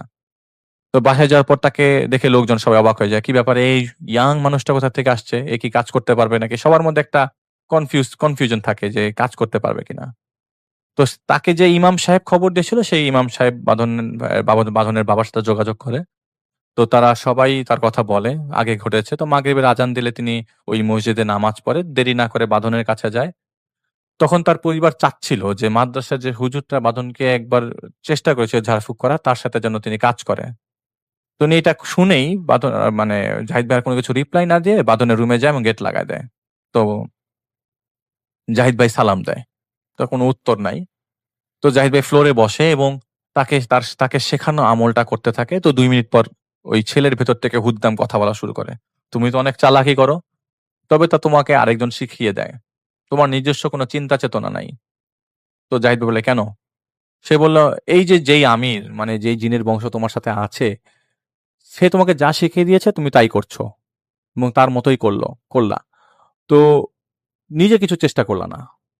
তো এই জাতীয় কথা জাহিদ ভাইয়ের সাথে তার 20 মিনিটের মতো হয়। একটা সময় সে বলতে থাকে যে তার ডান হাতটা ধরে ফেলে এবং তার মানে জাহিদের মনে হতে থাকে যে ওই ডান হাতটা ধরার পর যে সে উপর থেকে পড়ে যাচ্ছে এবং ফ্লোরে পড়ে যায় সে। তখন তার কাছে ওই হুদ্দাম তার কাছে চলে আসে এবং কানে কানে ফিস ফিস করে একটা জায়গার ঠিকানা দেয়, বলে, যাও, তুমি কি করতে হবে তুমি জানো। তো জাহিদ ভাই উঠে 10 থেকে 15 মিনিট লাগে বসে ধাতস্থ হতে যে আসলে ঘটনাটা কি। তো জাহিদ ভাই সে রুম থেকে বের হয়। সে দেখে যে ওই হুজুর, যে হুজুর একবার ঝাড়ফুঁক করেছিল, সে ওই যে মাদ্রাসার হুজুর, সে বসে আছে। তার সাথে কথা বলতে চাইলো, কিন্তু হুদ্দাম কানে কানে ফিস ফিস করে বলতে লাগলো যে, না, তুমি তার সাথে কথা বলবা না, তুমি বের হয়ে যাও। তো জাহিদ ভাই নির্দেশ মতামত বের হয়ে যায় এবং তাকে দিক নির্দেশনা দেওয়া হচ্ছিল। জাহিদ ভাই লাগছিল এমন কেউ তার মাথার উপর দাঁড়িয়ে কথা বলছে। এমনকি তার কথাগুলো চারপাশ থেকে গুঞ্জনের মতো আসছিল। কোথায় যাচ্ছি, কোথায় বসে আছি, কোথায় যাচ্ছি, সেটার কোনো কিছুর হুদিস জাহিদ ভাইয়ের কাছে ছিল না। অনেকটা হুঁশ ফেরার পর জাহিদ ভাই দেখলো তিনি এমন একটা জায়গায় আছে যেখানে সারি সারি কবর। তিনি খেয়াল করলো প্রচন্ড গরম লাগছে। জাহিদ ভাই ঘেমে গেছে। এর মধ্যে কি করবে না করবে, সে তার জিনকে স্মরণ করতে লাগলো। এমন সময় মনে হতো বেশ খানিকটা সামনে তিনি একটা জায়গায় আকর্ষণ করছে তার। তিনি সেই জায়গায় যায় এবং জাহিদ ভাইয়ের মুহূর্তে ভয় লাগছিল না, সে খালি টায়ার্ড ছিল। সে দেখলো আলগা মাটির ভেতর মনে হচ্ছে কিছু একটা কাপড়ে জড়ানো। তিনি কল্পনার মতো করে দেখছিল। বাস্তবে তখন সেই তাবিজটা 7 থেকে 8 ইঞ্চি মাটির নিচে। তিনি হাত দিয়ে সেই মাটি সরাতে লাগলো। সরানোর সময় অনেক চিৎকার, অনেক চেঁচামেচি, অনেক হই হুল্লোড় এবং এই বাতাসে চাবুক মারার শব্দ হতে লাগলো। জাহিদ ভাই ভয় পেয়ে গেল। তিনি ভয়ে চোখ বন্ধ করে আয়াতুল কুরসি পড়তে পড়তে দ্রুত মাটিটা সরিয়ে সেই কাপড়ের নাগাল পেয়ে গেল। তিনি ঝাটকা দিয়ে টান দিয়ে সেই কাপড়টা তোলার সাথে সাথে মনে হচ্ছিল তিনি নিজেই একটা ডিগবাজি দিয়ে উল্টা হয়ে পড়ে গেছে। এর পড়ার সময় তার ঘাড়ে কি যেন ঢুকে যায়। তখন আর কি হয়েছে তার আর মনে নাই। জাহিদ ভাইয়ের ঘুম ভাঙলো এবং সেই জিনের হাতের পরশে সে আমার পাশে বসেছিল। মানে জাহিদ ভাইয়ের পাশে বসেছিল। জাহিদ ভাই বলছে যে সে আমার পাশে বসেছিল। সে আমাকে উঠায় বসায়, মানে জাহিদ ভাইয়ের জিন তাকে উঠায় বসায় এবং তাকে ধাতস্থ করে এবং তাকে পথ দেখিয়ে বের করে সেখান থেকে বাঁধনের বাসায় নিয়ে আসে। তো ততক্ষণে যেই বাড়িতে তাবিজটা, মানে যে বাড়িতে যখন তিনি ওই তাবিজটা তুলে ফেলে তখন হুদ্দাম বাঁধনকে ছেড়ে চলে যায়। ততক্ষণে হুদ্দাম আর নাই ওখানে। তো তখন বাঁধন তার বাবা মাকে তখন বাঁধন তার বাবা মাকে ডাকতে থাকে। সে প্রায় ওই মুহূর্তে ডাকতে থাকে। তো সে প্রায় ২ মাস পর মুক্তভাবে কথা বলতে থাকে। তো ওইদিকে তিনি জাহিদ ভাই বের হওয়ার পর প্রচন্ড ঘাড়ে ব্যথা অনুভব করে। হাত দিতেই দেখে কিছু একটা বিঁধে গেছে ঘাড়ের ভেতর এবং ঘাড়ের নিচে। সেটা তিনি টান দিয়ে সরিয়ে ফেলে এবং জাহিদ ভাই বলেছে আজও সেই আঘাতের দাগ রয়ে গেছে তার ঘাড়ে। কিছুদিন পর সেই ছেলে পুরোপুরি সুস্থ হয়ে যায় হুদ্দামের সাথে। এরপর অনেক দিন পর জাহিদ ভাইয়ের দেখা হয়েছিল। সেদিন সে তাকে বলেছিল, ওয়াতু ইজ্জু মান্তাসাউ ওয়াতু জিল্লু মান্তাসাউ, সারা জীবন মনে রাখবে আর সত্যের পথে থেকো। বাঁধন তাবিজ করেছিল ২টি। গাছের ডালের তাবিজটি আসলে তাবিজের কাজ করছিল না। তাই সেই মানে সেইটা আমলে নেওয়া হয় নাই। আসলে তাবিজের কিতাব দেখে অনেকে অনেক কিছু, এটা জাহিদ ভাইয়ের ভাষা, অনেকে অনেক কিছু না বুঝে করে ফেলে। যেহেতু আপনি জানেন না কি লেখা আছে, জানলে বুঝতে পারতেন এই কিতাবগুলো কুফরি কালাম শেখায় ধর্মের অন্তরালে। জাহিদ ভাই সেদিন এর পর থেকে এরকম ঝুঁকিপূর্ণ কোনো কিছু উদ্ধার করার কাজ ছেড়ে দেয়। কেননা সেই ঘাড়ের ব্যথায় তাকে প্রায় ২ বছর ভুগতে হয়েছে। এখন তিনি অনেক সাবধানে কাজ করে এবং যতদিন বেঁচে থাকবে তিনি এটা মনে রাখবেন। তো এটাই হচ্ছে ঘটনা।